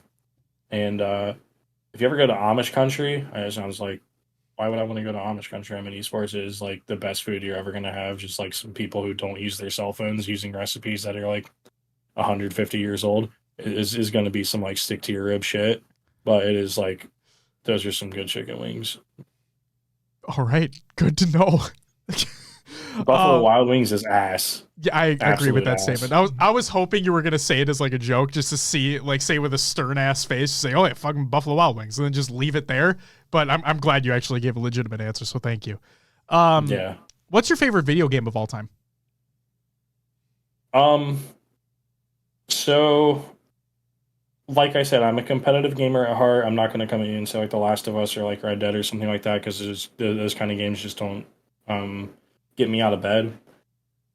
Of all time, if I could go back and play any game in its prime, and just like feel the same kind of feelings and be a part of the same community that I was at that point in time, would be Counter-Strike Source. Prior to that, Super Smash Bros. Melee. I love Melee. I played so much Melee when I was in college. It's like, it's kind of like what you and the boys did. You'd sit around sipping whatever like bottle of liquors has been left over, just grabbing the sticks, playing Melee, invite everyone over. It's a good time. In terms of like single player games, big Zelda, big Spyro guy, like the old Sega and Nintendo games I'm a big fan of. All right. I'm just going to take a couple from the chat and then we'll end this up. Magic Mike asks, favorite esports event attended in person?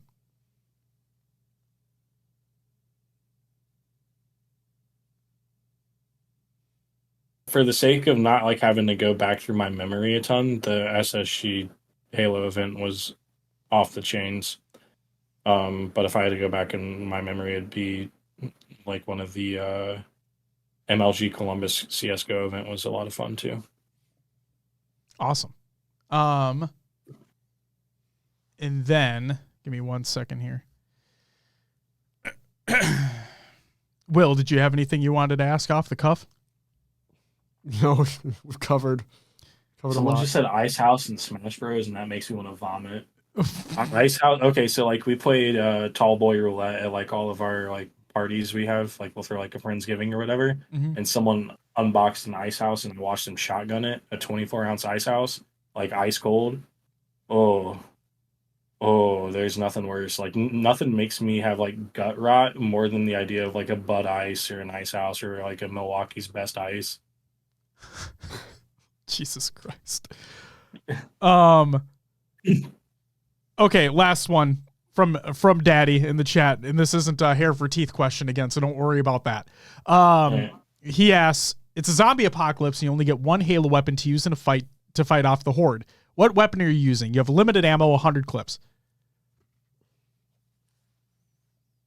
Damn. Like, Do I get to pick like I the was gonna say gassed thank up Husky Raid weapons? Fuck it, yeah. Why not? It's your choice. I want the arcane. Oh, the arcane Sentinel beam. Sentinel beam. Yeah, and it's not even close. That's That thing now here's the problem though. That thing burns through ammo incredibly quickly. Yeah, but don't I get 100 clips? You get 100 mags, yeah, but it goes like if you use that in comparison to the normal Sentinel beam, like it drains so much fucking faster. Yeah, but I'm one-shotting these zombies. Okay, you're not wrong.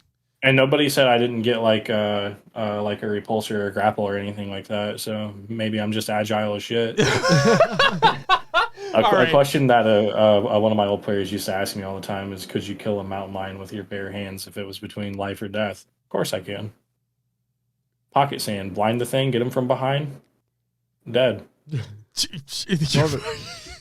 heard it here, folks, from Bryon himself. Bryon, thank you so much for taking the time to chat with us tonight. I hope you had some fun. And thank you for enlightening us on the Native roster, Native gaming in general, your role within the organization, and just shooting the shit for a little bit. Yeah, of course. Anytime. Thank you guys for having me. Thanks, chat, to like being engaging, and thank you guys for all the support. I do want to say like it means the world to us at Native Gaming. We bust our ass a lot. You know, we're a small team, like 7-8 people make this org happen, and we appreciate everyone's like following and support and gassing up that video. That is like one of the biggest announcement videos in Halo history, by the way. It's up to almost 750,000 views. Holy shit. Thank you guys so much for all the love on that. And just in general, like I can't tell you guys how much we appreciate the support. And we hope that we can keep making new fans and keeping you guys coming back. Well, we appreciate you guys. And the thing that I appreciate kind of the most here is that, like, obviously this is our first opportunity really talking to you, but we've had conversations with Dean as well, just like in person at events. And it's so amazing, like not only putting a face to a name, but also seeing how engaged everybody is, like at the organizational level, and attending these events, being there in person, being engaged with the audience, communicating with everybody, and just being like, hey, we're all normal guys here. We're all just here to have a fun time and watch our teams compete and just be engaged. And so it's just something that I appreciate. So thank you all for that as well. Yeah, dude, that's why I love working here. Not to carry that out any further. I'll get out of your guys' hair in a minute. But You're good. Dean is not like your suit and tie kind of CEO. This degenerate stays up till 6 a.m. playing Halo just like anyone else does. And he's super humble guy. And I think that's the kind of guy you want running your organization, because it takes a lot of humility to be an esports owner. It definitely does. And he does a great job. Love working for the guy. Love what we build over here. And it's like I told you guys before the call, we got some serious announcements coming up here in a couple of weeks. Stay tuned, ladies and gentlemen. It's going to be a fun time. Bryon, thanks again for taking the time. Ladies and gentlemen that are tuning in live to the show, we are going to be taking a short break to make sure Bryon is able to get to where he needs to go properly, make sure we can change the scenes properly, and hopefully we don't skip a beat. Bryon, thanks again. Is there anything you want to say to the fans out there of Native Gaming before we close things out here? Yeah, nothing that I didn't already say in my appreciation rant. But again, guys, thank you so much for all the love and support. Stay tuned. Lots of big stuff coming. And if you guys like Apex, come support the Apex team. They go live January 20th for Pro League. We have a fucking rock star team. They're all awesome people and really good at the game. And we can't wait to see you guys at the Halo majors and events and online and stuff. And again, thank you guys for all the support. We could not do this without you. And I mean that to the point of where it's we look at the messages you send us on Twitter and all the love that you guys give us. And it is not, as I alluded to in this conversation already, it is not a great financial move to be in esports, but it is, if that's the kind of feedback you need to keep you around, that's the kind of okay, it's all worthwhile. So thank you guys so much. Absolutely. Bryon, thanks again. Hopefully we chat soon. Yeah, of course. Anytime, guys. Fuck yeah. Will, you already hit the thing, but I want you to hit it again. What's the segment we got right now? Rostermania.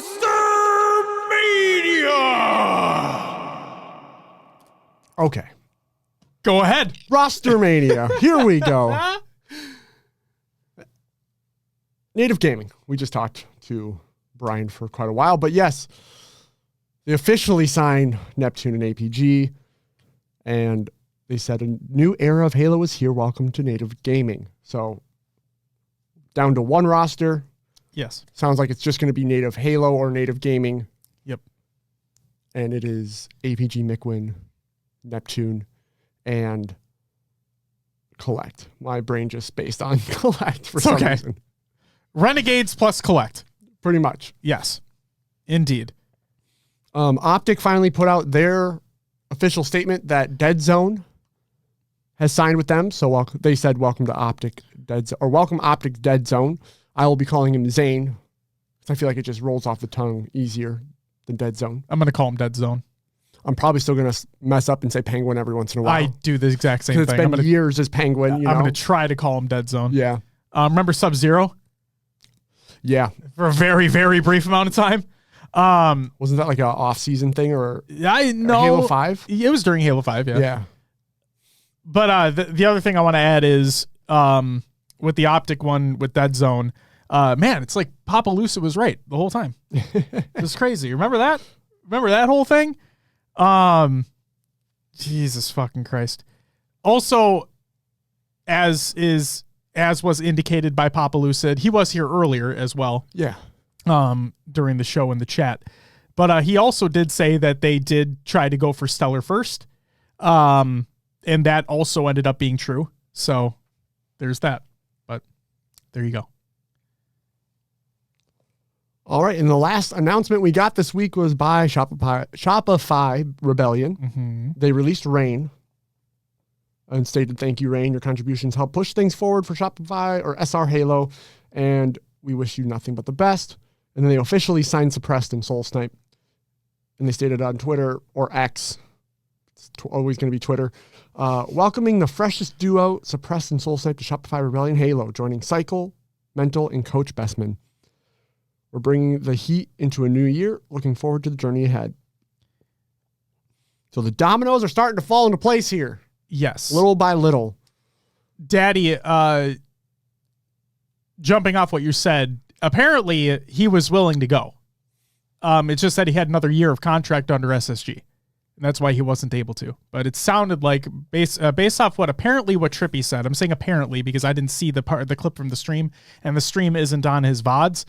But apparently, Trippy said that they did originally go after Stellar. Stellar was on board, but he had a year left on his contract with SSG, therefore unable to make that happen. Who do you guys think SSG is picking up? we are not able to comment because we know who they're going to be picking up. So just wait for the announcement, Frankie. Speaking of which, I want to say this real quick, since we are on the topic of Rostermania. Because we're not here to leak information. Like when rosters are ready to make their when organizations are ready to make their announcements, they will make their announcements. We're not here to take that away from them. Like contracts still need to be signed. Like there's things still need to be worked through, so on and so forth.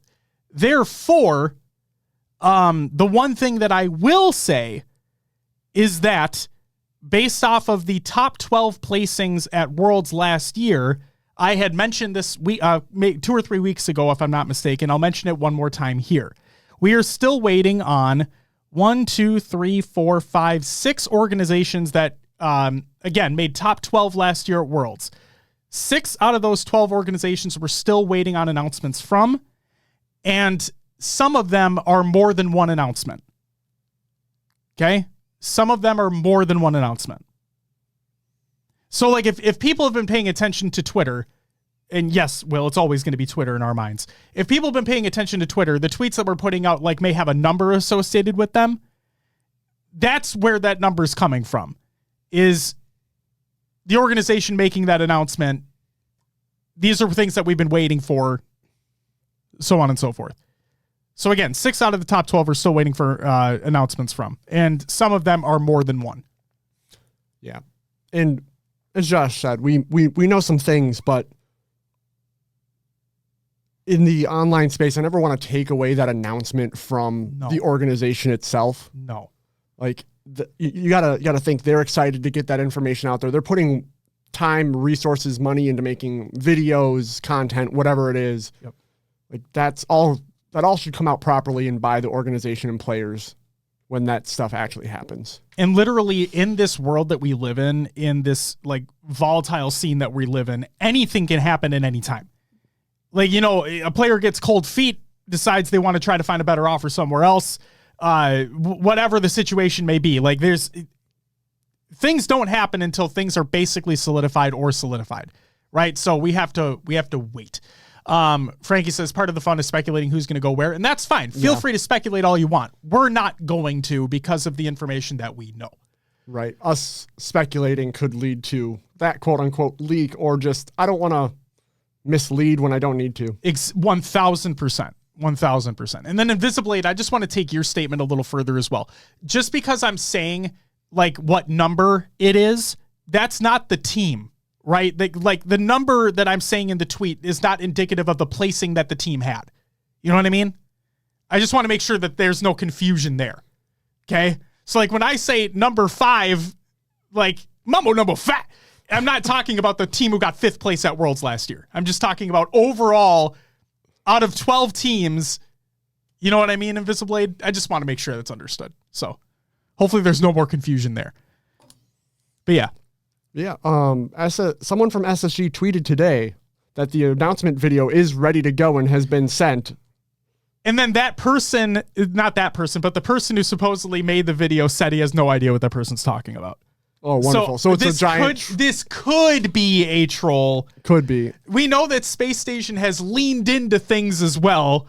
Like re-signing Collect. Remember when everyone was oh shit. It's like if you fucking read a picture... Yeah, the posting date was from the previous year. Yeah, so like, guys, just wait for official announcements to happen. Just wait for official announcements to happen. Things will happen when they're ready. Okay? The only other thing I'm going to say, and this isn't like to hype things up or anything like that, but there are still two or three announcements for Rostermania if they go through. Like, if they go through the way that information's been given to us. Like, there are 2 or 3 that are fucking crazy. So, again, it's not to lead people on or anything like that. It's just, nothing is official until it's official. Anything can change at any given time. So, if these things happen, just this offseason has been the craziest that I think I've ever seen. because every single team is trying to fight for that top spot, you know? Like, the competition this year is going to be fucking insane. Yeah. Insane. And what happened literally last year, Will, or literally just this last season? Every event got better.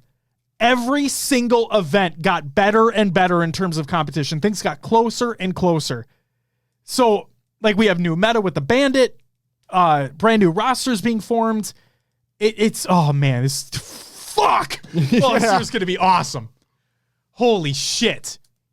Holy shit. So, oh my God, I'm excited.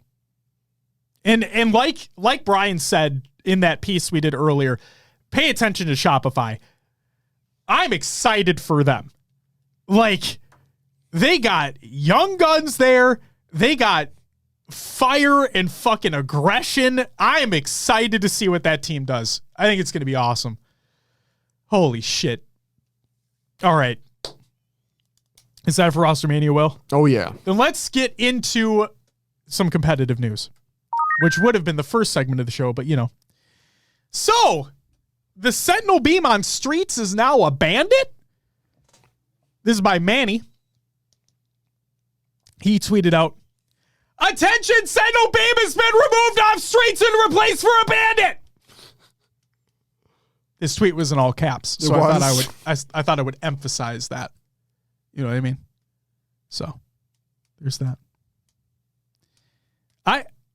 I'm confused as to why it was removed.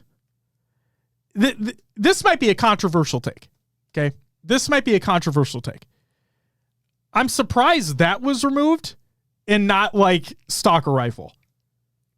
Like, I get it. They're red rack weapon now. They're red rack weapons now, so they take longer to respawn. Like, I get that. That's great. That's a great change. It's just, I'm just surprised. Like, I never thought Tool says should have replaced Bulldog. That I could see. It's just the Sentinel Beam. I was never good with it. Like, I'm never good with the Sentinel Beam. I'm just bad at the game. But, like, I'm not good with the Sentinel Beam, but I never thought it was overpowered. I just never thought that gun was overpowered. You know what I mean? Yeah. And it's funny, you see the discourse about the Bulldog and the Stalker Rifle being on that map together, and then I don't think anybody's complained about Sentinel Beam. Yeah. I'm wondering where the change came from. Who made that decision, or maybe it's something that just happened when it wasn't planned to happen. I don't think that would be the case, but I don't think anybody's commented on it since, like in an official capacity. So, Toucan says a Sentinel Beam takes more skill than Shoddy, and I agree with that. Yeah. Especially with the TTK being a little bit faster with the Bandit now, the Evo, the Bevo. The Bevo. You think that balances the Sentinel Beam a little bit more with the guns? Like, so the Sentinel Beam user could be killed even faster now. Yeah. So I'm surprised. I don't know. Weird change. Weird change, in my opinion. Invisiblade, I'd rather have Lucid with me. Because let's say he runs out of ammo. I mean, I'll just push him into the horde and I'll run away. I'm just kidding. Oh my God. All right. I fucking love you, Lucid. Okay, moving on. So, how about those extraction updates? This is my Frosty and Spartan. And Will, I'm curious about your thoughts, because I'll ask you before I get to these. Have you played ranked with the extraction updates yet, or 8s with the extraction updates? Not 8s, but matchmaking, yes. Okay, I'm gonna get to you in just a second. So, Frosty says extraction may be the worst game mode of all time. I don't know. It feels so trolly now, like I'm playing S&D in a respawn mode, just not a competitive mode at all. And Spartan says, is it at least even the slightest bit better than before? Frosty says, think it might be worse. So, Will, your thoughts after playing it in matchmaking now? The part where they messed up is you cannot see your own team's progress. Unless you're close to it, right? No, I don't think you can see the progress at all. You have to know that it's 45 seconds from time of convert to cap. Whoa. Okay. Okay. the sound cue, you do have to be pretty much right on it to hear it. Okay, so that's very close proximity. Yeah. But it doesn't change the fact that you can still plant it and spread the team out and block spawns with the point.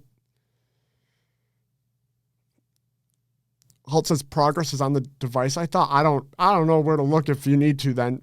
See, but you have to just do what Tools does in terms of preventing people from body blocking.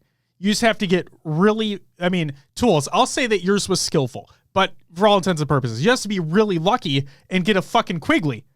Oh, yeah. You know what I mean? Yeah. Tools, I saw the clip. It just does not feel good to play. Yeah. I felt that way before, and I feel like I'm an Extraction apologist because I was excited for the game mode coming in because I liked it in 4, and I thought it was what really set 4 apart, regardless of 4 not being that very much of a competitive title. Shocker, I know. And said it multiple times. The 343 set a good track record on revamping modes for Infinite. At least in my opinion, I thought they have. So I was excited for Extraction to come in. And then no, it didn't work at its first iteration, and I don't think I haven't even played the updated version yet, but after seeing it, I don't believe it plays well still. So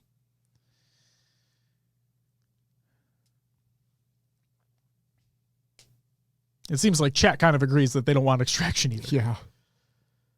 And I want it to work. I'd love more than anything for it to work because I like more variety, right?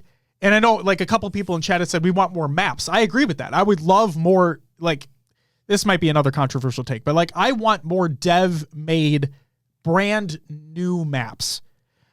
I love a remake as much as the next person. Don't get me wrong. But when I'm playing a new game, I want new experiences. And I would love for there to be brand new maps to play, whether it be with new modes or existing modes. I just want, that's all. That's all. So, yeah, Extraction, still not it. Yeah, and, I'm sitting here thinking, what improvements could be made even from where we're at? And it's if you make the zone have to be it planted in a specific spot, that is kind of just then King of the Hill with extra steps. Yeah. That comparison was made last week, I believe. Yep. And maybe that's it. Maybe we do not need another zone type game type after we already have King of the Hill and Strongholds. Mm-hmm. And then you add Extraction on top of it, which is a zone type game type. But again, without the disadvantage of being in those zone type game types, right? Yeah. Because with Extraction, everybody can leave. It's still a 4v4. It's a 4v4 while you're... I guess you could say the same thing about King of the Hill, but you know where someone is at all times. Yeah. If somebody's in the hill, for sure. Yeah. Absolutely. Because I forgot who was talking about it, but there were clear disadvantages for being the team in the hill, being the team with the oddball, right? You have a visual indicator over yourself if you have the oddball. Your team is at a clear disadvantage because that's one person out of the fight. If you're playing King of the Hill and one player's in the hill, your team is at a clear disadvantage because you know where one of the person on the enemy team is at all times. Yeah. And Toucan just says the same thing. There's no attacker's advantage like there is in every other mode. Yeah. Yeah. Agreed. So yeah, realistically, if your team gets a pick and you have the Extraction device going, you're scoring, mm-hmm. You get a pick and it doesn't the attackers don't have a chance at some points. You just have to outslay. Yeah. It becomes Slayer with an objective mode after the fact. But let's say you even outslay to get 4 dead or whatever. You don't know if that other team is going to get a good spawn. Right. That team could you could be planting in planting B on live fire, right? Or like back green, whatever you want to call it. And you get 4 dead, or the enemy team planted there, and you get 4 dead. You're going to make a push on it. What's to say a fucking enemy player doesn't spawn your garage? You know what I mean? Yeah. Like, you could just be absolutely fucked on somebody spawning and just screwing you over right off the bat when you clearly had the advantage on your setup and trying to convert. Yeah. Yeah. Gosh, I had a point and it just went out. My apologies. This was before the updates, but I saw a stat somewhere that said in pro play, and it's been the off season, so I don't know if there have been scrims or they're taking like Twitch streams or what, but whoever first plants the point won that point like 80% of the time. Mm. And I think that just goes to show the amount of advantage that the planters have and how at a disadvantage the attackers have. Sure. That makes sense. Well, the off season is slowly coming to a close because we're going to have the roadmap announcement in January. And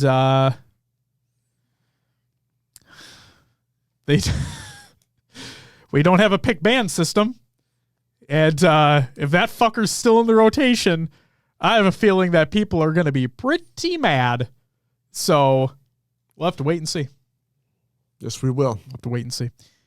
That's it for the competitive news.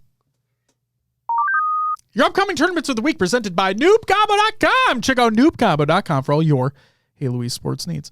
On Thursday, December 14th, we have the Halo Agent 2v2. On Saturday, December 16th, we have the EHL Winter Series playoffs. We're talking playoffs or what? And the HCS offseason FFA series continues. And then on Sunday, December 17th, we have the Halo Agent 300 Series 4v4, and the HCS offseason 4v4 series continues. And that's it for the upcoming tournaments of the week presented by NoobCombo.com. Check out NoobCombo.com for all your Halo esports needs. Scrim Tournament League recaps, more like Tournament League recaps because Scrims don't exist right now. Will, what do you got? Okay, just a few here, a couple. We'll start off with the Complexity Paradox Tour de Walsh results, and this is from NoobCombo.com. 8 players were invited to compete. The top 3 players from the 2023 Halo World Championship FFA, It's a Last Shot, Goober, and Furiously. 3 professional players, Mikwin, Gilkey, and Frosty, and 2 content creators, Eli the Ninja and GameSager.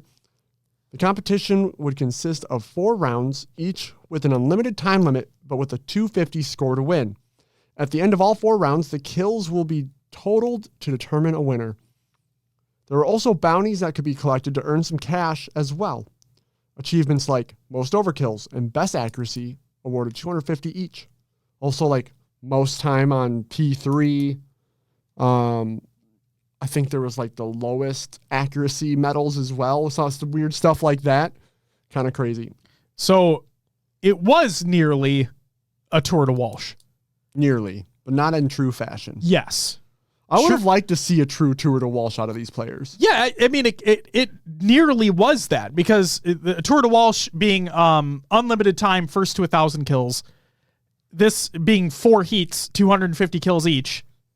Yeah, they just took who had the most kills out of those 4 heats. So, but if you look at the kill total, it doesn't equal 1,000. It doesn't equal 1,000 for the winner. Yeah, that's what bugs me. I don't know because, Invisibility says, was that why Eli was shooting randomly at the wall at times towards the end and for worst aim? Yes, that would be why. Shout out Eli. So here we go.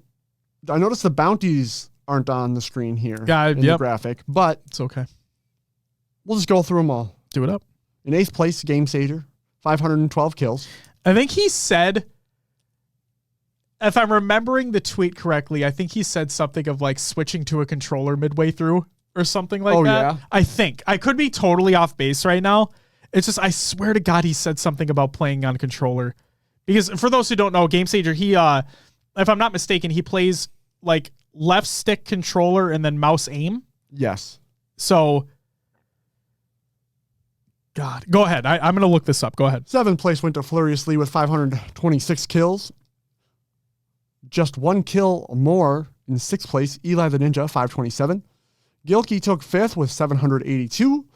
Frosty in 4th with 826. Last Shot took 3rd with 897. Mickwin in 2nd with 929. And Goober taken 1st with 955. Mickwin and Goober tied in rounds 1, so they both actually hit that 250 mark twice. Goober just ended up with a few more kills in the end. Yeah, congrats on running the gauntlet of the Complexity Paradox Tour de Walsh. Fuck yeah. Congratulations. Did you find it? Nope. Okay. So like I said, I could have been talking out of my ass, but I thought Game Sager tweeted something. Oh, all right, moving on. HCS offseason 4v4 series. Little surprise in this one for me. 4th place went to Incognito, which was Huss, Precision, Carmea, and Ryan Noob. 3rd went to Open Team, Gilkey, Sab, Swish, and Suspector. 2nd went to Coliseum, Frosty, Diagram, Stellar, and Boo Boo Doo. And 1st went to Shopify Rebellion, Suppress, Cycle, Soul Snipe, and Mental. First time an international team was not in the top 2. Yeah, and I thought Coliseum was going to do the same thing they did in the previous 2 weeks. Yep. With resetting the bracket. But they didn't. But they didn't. Went to a game 5, I believe, right? If I'm recalling correctly. Potentially. Brain doesn't remember. Riz says, congrats on Suppress on a 3-peat. There you go. Yeah. Absolutely. Telling you, watch out for that Shopify squad. Love how that one turned out. Excited for them. Very, very excited for them. That does it for Tournament and League recaps. Thank you, Will, as always. It's time to get into some regular news. Halo Infinite December update. This is by 343. Firefight King of the Hill is out now. The 9 maps featured in the King of the Hill playlist include House of Reckoning, Behemoth. Unless you're in a Warthog, that shit's fucking easy mode. Deadlock, Launch Site, Live Fire, Oasis, Exiled, Kuzini Bay, and Valheim. I will say, I'm not mad at Launch Site and Behemoth. I know I made the dumb sound effect noise, but no, Behemoth and Launch Site actually work pretty well. You know what also works surprisingly stupidly well? What's that? Live Fire. Yeah, it's fun. Yeah, that shit's chaotic. But it's chaotic fun. Yes, it is. It is very much so chaotic fun. So yeah. I mean, Live Fire, if you get rockets and they're all piling on the plat, it's insane. The last few waves of enemies on Live Fire, they're just fucking everywhere. Yep. It's insane. And the other cool part about that is Invisiblade says the repulsor is so powerful. Like on Live Fire, you can literally repulse bosses off the map. Off green, yeah. Or I suppose back tower as well. Yeah, back tower as well, yeah. It's just fun. It's fun and funny. And then there was a Spartan chatter today for Firefight, so make sure to go check that out as well. Repair Field is a new equipment that heals allies, enemies, and even vehicles. It can even revive Spartans in select modes like Firefight King of the Hill. The other thing that makes this equipment fucking broken is it can be used on vehicles that are in a down but not out state. So if the vehicle is flashing red and the sound is do you want beep, beep, beep, beep, beep, yep. As it's about to explode, you can put a repair field on it and it stops that shit. So if you see a Scorpion tank and you think you have the upper hand and you have it in a down but not out state and the enemy gets out and is like, joke's on you, fuck, and they puts the repair field on it, you have fun. There's that. There's Forge improvements, ranked improvements, which we talked about ad nauseum last week, custom game browser improvements, and networking and stability improvements. We'll talk about that in just a second. Halo support update. The Halo 3 Refueled playlist is now a staple playlist for Halo Infinite, meaning that there are currently no plans to rotate the playlist out of matchmaking. Arena rotational playlist Team Snipers has rotated into the slot vacated by Halo 3 Refueled. And 2 playlists were added for Firefight King of the Hill. They feature the same maps and modes, but with different difficulties, normal and heroic. A legendary difficulty version of Firefight King of the Hill is available in custom games. And here's an additional Halo Infinite update by Halo Support. Squad Battle. Squad Battle now features the latest networking updates. So, the networking updates were originally trialed in Firefight King of the Hill. Now it's in the Squad Battle playlist before they transition to other playlists as well. So, if you wanted to check out the new networking stuff that they're working on over at 343, go ahead, check out the Squad Battle playlist. Have you played any yourself? I have not. I strictly have only been playing Firefight. Been playing a lot of Firefight. I tried 2 Squad Battle games to see how it would go. Okay. But I've never had a game under 50 ping. How did it feel with higher than 50 ping? Spongy. That's the only way I know how to describe it. Okay. It didn't feel firm? No. Definitely not. Yes, Invisiblade, I did see Mint Blitz's summary on it. He says it still needs work for all intents and purposes. Like, it's a long tweet, but like, yeah, it needs work. Yeah, it felt, you know when you play Forza Motorsport? Yeah. And you jump over to Horizon, and you're like, oh, this is more arcadey. Yes. That's how the network update felt to me. Like, Halo felt more arcadey than it did prior. Which doesn't make sense. Not to me, no. But that's the way the game felt to me. I don't know. Okay. It felt more loose? Yeah. I guess so. Didn't feel as dialed in? Yeah. Okay. Now I'm starting to pick a little bit more up what you're putting down, so okay. All right. See, Beth says, I'm ready for the network fixes to come to SWAT. It's near unbearable on 100+ ping with the Bandit. I think that's a concern for me because I went from having 20 ping every game, I'm hardwired in, play Squad Battle, and all of a sudden I'm jumping up to 50 for every game I've played. So, I don't know. Beth, I don't want to sound like an asshole, but you and I both know that your connection can kind of be an outlier in this situation. Obviously, I want it to be better, but I also want you to have a better internet connection. As in, I know you can't control it. I just want better providers to come to your area so you can have a better connection. So it doesn't take literal days to install a Modern Warfare 3 update. You know what I mean? Like, I'm rooting for you. And then Crass says, I play on high ping. It felt smoother, but somehow worse. It was, when I had died and was spectating Spartans, they were literally like choppy when they were moving. Like, L. Yeah. Well, that's fun.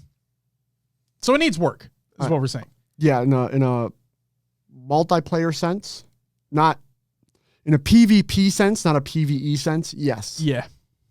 Agreed. Also, I will say, in terms of Firefight, there were times, now I don't know if this is because of the networking stuff, okay? Like I said, I've been playing a lot of Firefight, and that's strictly where my multiplayer has been, okay? So I haven't really been able to compare to like just general matchmaking without these networking changes. But at least in the Firefight playlist, something that I've noticed on a semi more consistent basis is that I feel like my guns wouldn't fire when I'm pulling the trigger.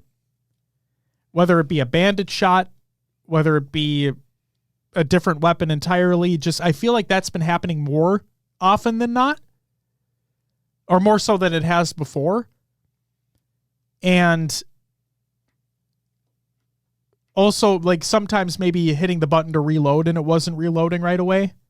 Just weird things like that. And I know it's not the controller. Like, this has been with multiple controllers. So I'm wondering if it's the networking stuff that's causing it, because I haven't had that happen before. Or at least it wasn't nearly as noticeable as it was there. Sure. Yeah, Invisiblade, I think we're experiencing the same thing, so.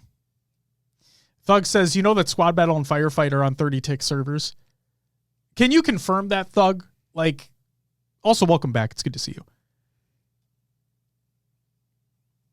But either way, so there's that. Ranked Tactical, a.k.a. SWAT, has replaced Ranked Doubles because, God forbid, we have more than 2 ranked playlists in the fucking video game. And then from Hines, he says it includes an updated map list based on community feedback. And, of course, Bandit Evo starts. Good luck, have fun. And then the map Sylvanas, which is a refreshed version of the Halo 3 map Guardian, has been added to Ranked SWAT. Invisiblade says, can confirm that I've heard the 30 tick too, but no official article to link to. That's what if anybody can provide me like an official source that said that, I'd like to see that. No offense, Thug. It's just, for the sake of our show, keeping things consistent. I just want to throw something out there and be like, this is what it is, when it might not necessarily be that. That's it for the regular news. Color Games Watch! We're not necessarily going to be talking about the whole breakdown flank situation, because I don't think we have all the information out there yet, but I am gathering that. So for a future COD of the Games Watch segment, I would like to talk about that when more information is out surrounding that. So please know that we're not like trying to divert away from it or anything like that, because yes, we are primarily a Halo show, but that, like, the one thing I will mention on it, and this is not knowing everything about it, okay? So let me preface that, is when Zuma came out and was talking about how it feels like the CDL is preventing them from, or like wanting to prevent them from doing the flank, and then Scump maybe from doing the breakout with methods, and then like, oh, they don't want you to watch the games or whatever the situation is.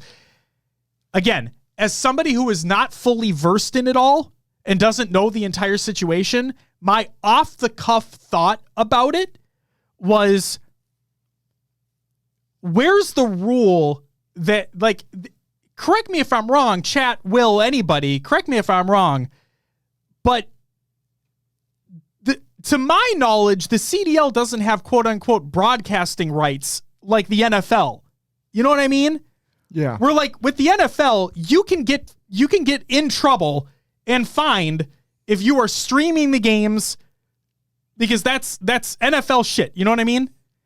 Like, that's why I assume official sports broadcasting television and like sports television media has the rights to be able to show clips during games and whatnot. You know what I mean? Like an Undisputed, like a Herd, like a First Things First, like First Take, so on and so forth. They can show clips because I think they have agreements with that, with the league. I don't think the CDL has anything like that. It's like, what's preventing, like, for example, what's preventing us, literally right now, bringing up the YouTube VOD of the Call of Duty League matches over the last week and just talking over them? What's preventing us from doing that? Because that's what they do. Right. You're talking about the flank themselves. And the breakdown. Yeah. Yeah. Like, am I off my rocker right now? Like, I don't... Do they have broadcasting rights? The CDL? Clearly, I don't know everything about this. Yeah, I know that. I don't either. Like, YouTube has bought the rights for the matches to be live streamed. So let me say that right now, because that is what I have here. COD League 2024 streamed exclusively on YouTube. This is by Esports Insider. They say the Activision Blizzard-owned Call of Duty League will be broadcast exclusively on YouTube for its upcoming season, the league has announced. This marks the second time around that the CDL has decided to air exclusively on the Google-owned video platform. Terms of the deal were not disclosed. And that's just it right there. Terms of the deal were not disclosed. Maybe they're trying, like, maybe that's the effort, is that YouTube is trying to lock it down. Be like, this is our broadcast right because this league sold them to us. So therefore, it's like the NFL or YouTube would go after anyone else who is broadcasting it that doesn't have the right to. Thug, if you were trying to post a link, can you just DM it to me? Because if I tried, like, if I permit you to post one, Twitch is fucky and it's still not going to let you fucking post it. So, it's a screenshot? Yeah, send it over. Send it over, please. That said, it's just dumb that you know good and well that they use those watch party numbers to help them get their money grab them an exclusivity deal, but then don't ensure those creators that help them aren't protected and able to keep them doing what they're doing on the platform of their choice. Crass says DMCA is such an enigma. You got to poke and prod and see. And then Invisiblade asks, does HCS? I will just say this. Like, it doesn't matter if you're an official watch party partner of the HCS for whatever event. To my knowledge, you can do a watch party and have the stream up whenever you want. I haven't heard anything in regards to anyone from the HCS or Microsoft like hammering down on folks that do that. If anything, I feel it's encouraged. I don't want to speak for them. I'm not trying to speak for them. It's just like from the outside looking in, that's what it feels like. It's like, why wouldn't you want eyes on your game from another like, you know what I mean? Another content creator's audience. And I get it. Maybe that's the separation. COD is held up here. They think they're on this pedestal. Mm-hmm. And maybe that's why they think they have the right to do that. Thug, thank you for the screenshot. Circling back on the tick rate for servers. He sent me a screenshot from an FAQ on a Halo Waypoint article for the Halo Infinite online experience from a while ago. And it states, our 4v4 matches run at a 60 hertz tick rate and big team battle games run at 30 hertz. In future online campaign co-op, will run at a 30 hertz tick rate as well. So if we're including firefighting the big team variation here, then it would be 30 hertz. Thank you, Thug, for that.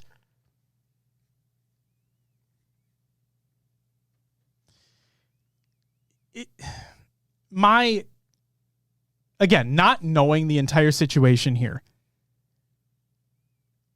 If, I'm going to put out a big if here. Okay, I'm going to put out a big if.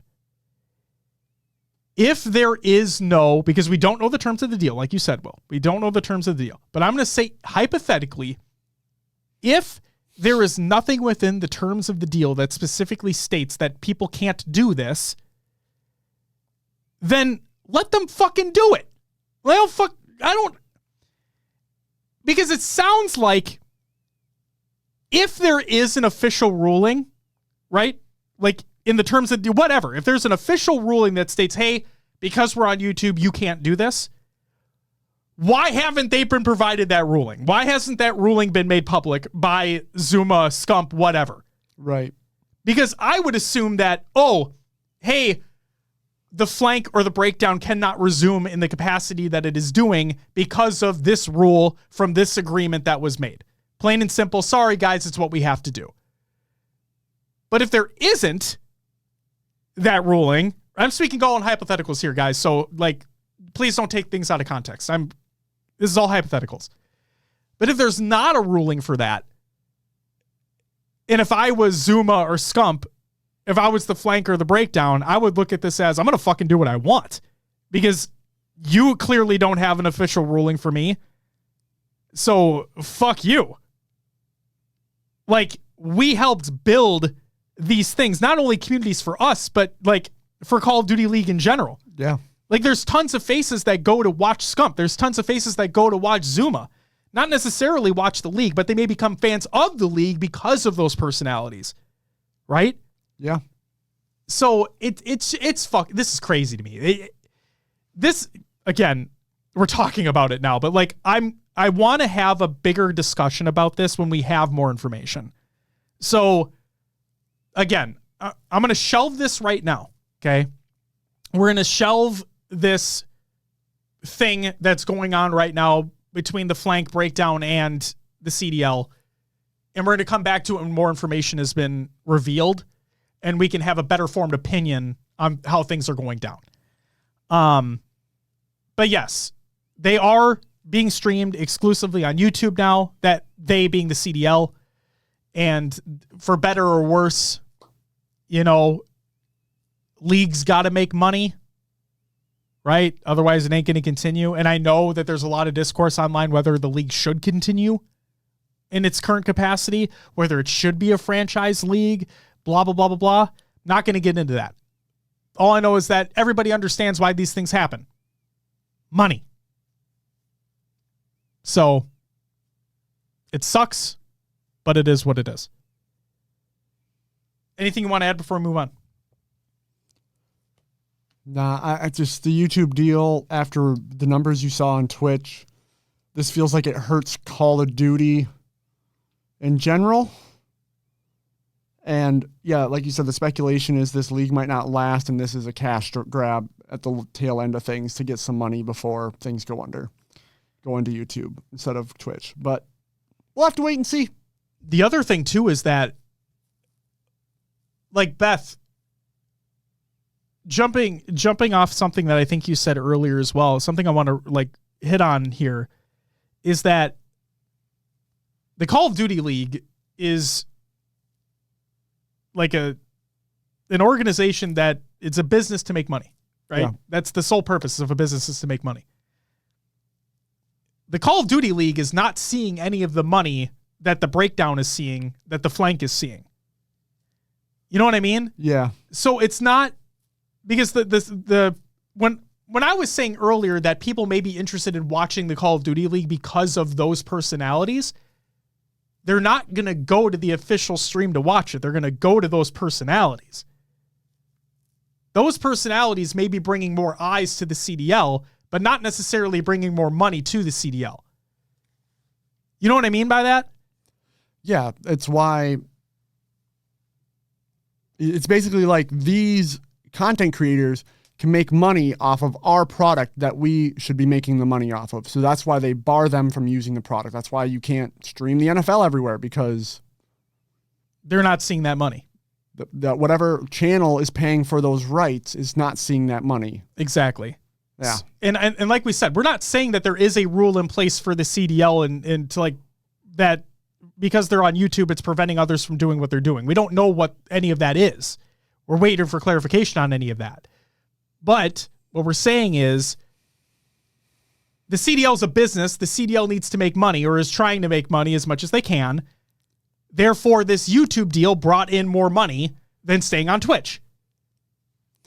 It could be as simple as YouTube offered them a deal and Twitch didn't offer any sort of partnership. Who knows? And like,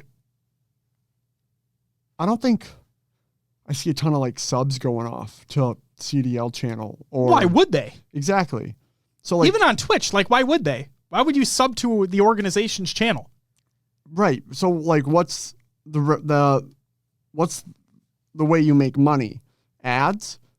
Or you sign a deal that Twitch directly pays you for broadcasting, or YouTube. And that's what Twitch may not have even offered. They may have just said,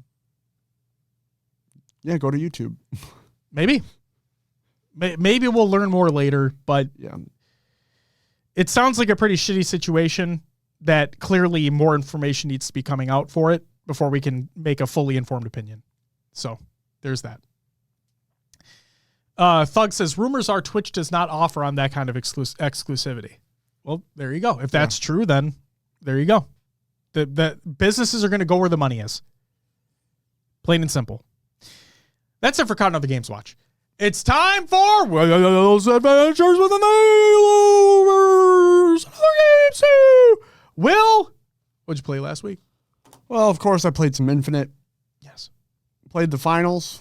Yes. I'm enjoying it, but it does some weird things sometimes to my GPU. Sometimes.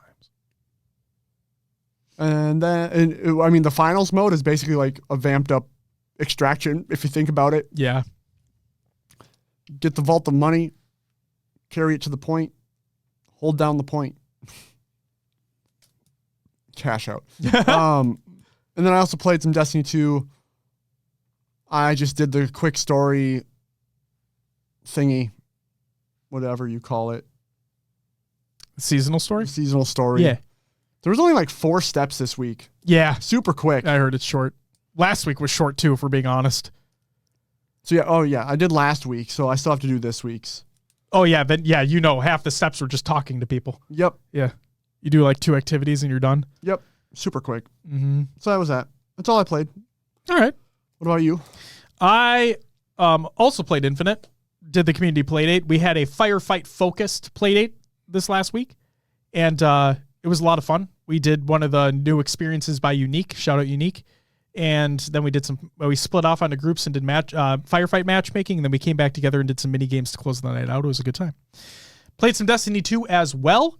The Dawning event is going on right now. So if you're any at all excited about baking fake ass cookies, then get in there. And the other thing I'll say, and again, we're not sponsored or anything like that, and I know that I've said previously multiple times, I'm just going to reiterate what I posted in our Discord server. You should join the Discord if you haven't already, ! Discord and chat. I'm literally going to read this word for word. So I know that I typically wholeheartedly never recommend Destiny 2 for brand new players. Okay.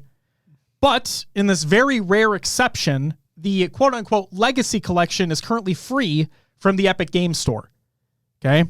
This includes the following expansions: Shadowkeep, which is not great, Beyond Light, which is pretty good, and the Witch Queen, which is great. And if somebody wanted to get in from the start, not including Forsaken because fuck the Destiny content vault, this would be a great opportunity for PC players. Okay. The one downside is that if you do get this collection from the Epic Games Store, yes, it is free. You would need to then purchase like subsequent expansions or anything else through the Epic Games Store. This does not transfer over to Steam or anything like that. Okay. It all has to be kept within the Epic Games Store. But, and of course there are a lot of other additional items you could purchase, but for a base experience, considering the base game is technically free, this is where it's at. And if you do jump in and enjoy it, Lightfall, the current expansion, is also available and includes the current seasonal content with the purchase of the expansion. So you get the current season, whatever the current season is, you get that one season with the expansion purchase. And this is the last season before the final Shape expansion releases next year. So take that for what you will. Again, this is not sponsored or anything like that. I just really do love the game of Destiny. And I'm not going to sit here and act like the layoffs didn't suck, because they fucking did. And I feel for everybody that was affected by those. And I think it was unbelievably stupid. But to the folks that worked on it, to the folks that still work on it, I do love playing it. And if people want to get in on it, you can get a lot of it for free right now from the Epic Games Store. Just wanted to throw it out there. So there's that. The other game I've been playing is Final Fantasy 16. Been jumping back on that. And Riz, I don't know if you're still here right now, but the thing I want to throw out to Riz is that I was playing the other night, and I swear to God, Final Fantasy 16 has the biggest "who do you think you are, I am" moment in a video game that I've played all year. I don't want to spoil anything, but Riz, when he's having an internal conflict, okay, like I'm still pretty early. Technically speaking, I'm still pretty early in the game. But when he's having an internal conflict and he's like, "You're not the real one, I am." And like, I literally, as soon as that happened, I literally sat back on my couch, laughed out loud, and immediately thought of you. And immediately thought of that fucking meme of "who do you think you are, I am." I'm like, oh, this game's fucking incredible. So I just want to throw that out there. Final Fantasy 16 won best soundtrack at the Game Awards. And that soundtrack is a fucking banger. So no, Halt, it was not the end of Sea of Stars. I still have a long way to go in that game. Still loving it, though. Still loving it. All right. That's all I played. Let's get into some shout-outs. Happy belated birthday to High Tech Redneck and myself. Shout out to everyone who joined in the community playdate. That is All-in Juan, Ashley Blair, Blackout, Danny Phantom, Elated Dartboard, Game Crazy John, Goalie Sniper, Heavy Rainfall, Inamora, Marmar, Rasta Monkey Jr., Ricky, Riznak, and Wildcan Joker. Thank you all so very much for joining. Shout out to everyone who followed and subbed during the live show. I have a few to get through here. Will, are you okay? All right.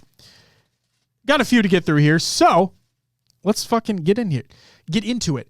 Wansan, Jarmy, Laughing Sam, The Fake Soji, Dark Solstice, Overclockin', Lakota Born, Crass and Nadric, I apologize for mispronouncing any of the names. Thank you all so very much for the follows.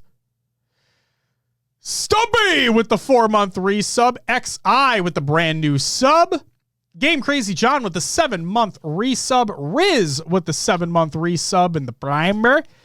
Ashley Blair with the 9-month subarino. Ricky with the 5-month resub. Chica with the 18-month resub. That's fucking crazy. Beth with the hold your fucking horses. Even crazier. High Tech Redneck with the 43-month resub. That's fucking crazy. Thank you all so very much for the resubs. What, Will? Is that our longest sub? It might be our longest sub. Insane. It might legitimately be our longest sub. Laughing Sam says, ignore mine. I fat-fingered it and had to refollow. Hey, you deserve a shout-out regardless, so I gave you one. You're not being ignored. Not in this fucking chat. Not here. Not fucking here. And then, is Will yelling from the bathroom? No, he's directly across from me. I could stare into his beautiful eyes. He's just taking a little break. Give the man a founder's badge. We're actually, Will, you had mentioned it to me earlier. We're going to be working on the VIP thing, right? Yeah, there's some that have it already. Oh, cool. Are they talking to High Tech? Just in general. Oh. Figure it out. Okay, well, yeah, we'll figure it out.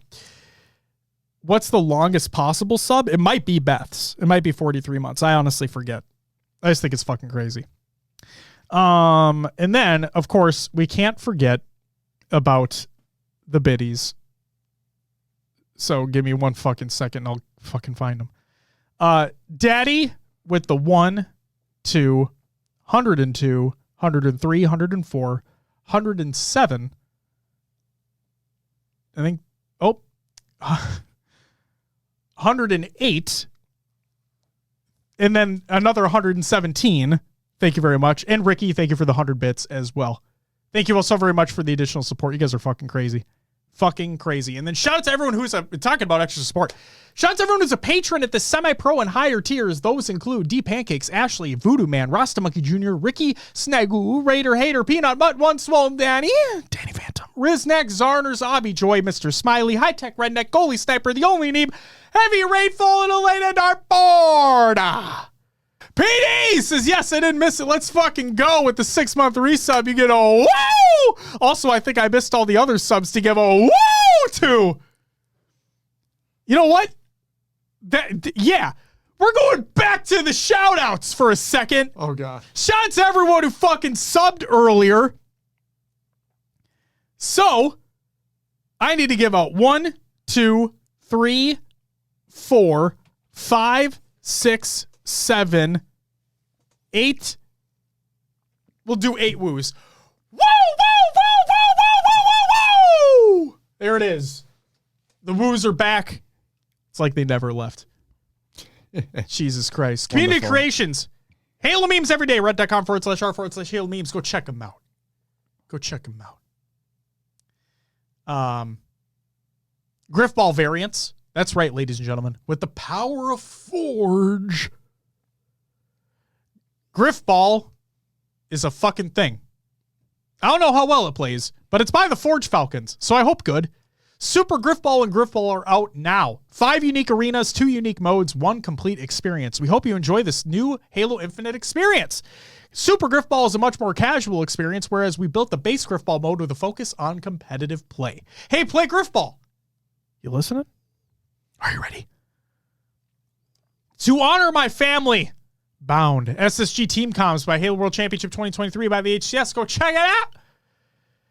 When did you fall in love with competitive Halo? It's another video by the HCS. They're putting out a shit ton of amazing videos. Go check them out. And then 343 talks all things Halo Infinite Season 5 and beyond by the Kind of Funny Xcast episode 166. Go check that podcast out for a little insider deep dive into Halo Infinite, which is pretty fucking cool. That's all I got, Will. And with technical difficulties aside, I think it's time for you, sir, to plug the fucking show. All right. Time for the plugs. Time for the plugs? First one, Patreon. We're doing a little extra content for y'all over there. Audio show, video show, Q&A. Go check it out if you're interested. I love the most recent Pro Talk plays. Some of the edits that Will included in the video are genuinely fucking hilarious. So did you see the question mark one? No, not yet. Oh, God, I'll have to find that for you. I'm just gonna go back and watch the whole thing. So yeah, if you're a patron at the $10 tier and higher, you get access to that. It's genuinely, we do a lot of musical references on the show. Yeah, and like that show had a lot of musical references, and I like what Will did with them. So go check it out. It's great. Yeah, and I really like Off the Rails has become us just shooting the shit for an hour or so. Literally off the rails. And this last time we started talking, I was like, man, we should have like started just recording already, because it was our normal pre-show bullshit that we just went through. Mm-hmm. And Josh was like, oh yeah, I already am. I'm like, oh shit. Like, yeah, baby. We almost leaked something on that too. Yeah. Yep. But I edited that shit out. Hey, baby. Go check out the Patreon. And for those who are already subscribed, thank you very much. It is very much appreciated. Yes. The support we see. Yes. And I haven't gotten to this diatribe in a little while. If you are a Twitch sub, thank you so fucking much. That's fucking amazing. But if you want your money to go a little further, because I want you to get more for the money that you're putting into the show, consider joining the Patreon. Just give it a consideration. Because like Will said, for $5 a month, you get access to an exclusive audio show every month. You get access to an exclusive Q&A every month where you get to ask questions. We answer them. We do it live, so you can be there while we answer them, or we record it so you can listen to it after the fact so you don't miss it. And then, yeah, if you're part of the $10 and up tier, you get access to an exclusive video show on top of the other stuff. So, like I said, if you're already if you're already a sub on Twitch, that's fucking amazing. And thank you so much for the support. It truly does mean a shit ton. But I want your money to go further as well. So consider checking out the Patreon. If you don't want to, that's perfectly fine. I just appreciate people fucking taking the time to listen or watch the show. Yeah. So don't even feel the need to support financially. It's just, if you want to, I want you to get more for it. Go ahead, Will. As always, if you want to just take us on the go, give it a listen. You can find us on all your favorite podcast services, such as iTunes, Podbean, Spotify, and Josh's favorite, Pocket Cast. Still not a fucking ad. It's not an ad. Josh just loves it. It's a great application. I'm still a little turned off by the fact they made it subscription. That sucks. It does. But the app's kind of a banger. It blows Spotify's podcast shit out of the water.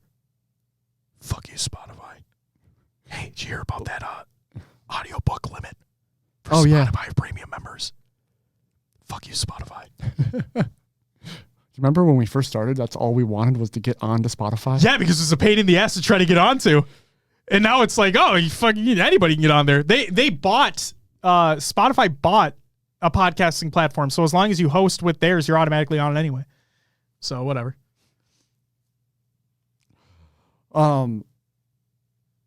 Yeah. Peter, you're just gonna have to wait and see. Go ahead. We have a Discord. Do we? Exclamation point Discord and chat. Oh my God. Is it free? It is free. Go check that out. It's where a lot of us hang out during the week. Pretty litty titties. Just as always, from anyone in our community will tell you, we are pretty respectful. Don't be a shitter. That's the key. All that crap. Don't be a shitter, you're getting banned. I don't have patience for idiots anymore.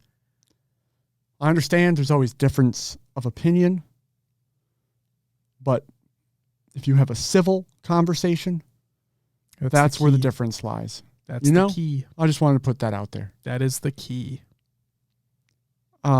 social media, right? We're on Twitter, Instagram, even Facebook. Everyone makes fun of like it's all old people on Facebook now, but we're there. We're old. I mean, kind of. Relatively speaking. I don't like to think of that. For the esports scene, we're old. Yeah, no, we're great We, on age. You know? Wow, Will. We're great. Yeah, man. On age. That's what I'm saying. Yeah. You know, we may be on the older side of... We are fucking great. We're older on the esports side of things. That's very true. People hate us because they ain't us. Sure. Is that what the kids call cringe? Was that cringy? I mean... Skirt. God. We also have a TikTok. Oh, that's what we should not be on now. We're too old. That. Shout out Juan right there in the chat. Exactly what I was going to say. Shout out Juan. Shout out Juan for doing our shorts on TikTok, and you can also find them on YouTube. I need to discuss something about YouTube algorithm that we might need to change for our shorts. But anyway. Oh, shit. Yes, TikTok for shorts, YouTube for shorts. Also on our YouTube, interview series, old episodes. Basically everything is there. Go check out the YouTube. And then if you go to hcsprotalk.com, like I said last week, that's gone. But it'll bring you to evolvedhalo.com. Well, one would say it's not gone, but it is. Evolved? Your home for Halo. Yes, we have partnered with the fine folks over at Podcast Evolved. My voice like cut out weirdly there when I tried to say podcast. Make sure to check out all their great shows. If you're into lore, their show Podcast Evolved. If you want to hear about Halo missions, mission debrief. If you're interested in their perspective on the Halo Paramount Plus TV show. Oh boy. They have a show called Halo TV Plus. Season 2 coming soon. If you're into the Halo books, book club. Yeah. Pretty self-explanatory. Go check it out. Check it out. If you like the mega constructs, sorry. That's what they're called, right? Yes. Yes. They have a show called Build with Blocks. They also go over top Halo news stories and Halo headlines. And if you're looking for any Halo gear, Halo Gear Guide is there for you. Go check out Podcast Evolved. Fuck yeah.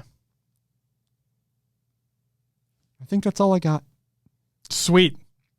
Well, barring any other technical difficulties, that's all I got too. So, ladies and gentlemen, again, real quick before we actually close out the show, shout out to Bryon once more, the VP of Esports at Native Gaming, for joining us on the show to kick things off. Great conversation with him. Bryon, you're amazing. Thank you so much for taking the time. And it's on incredibly short notice as well.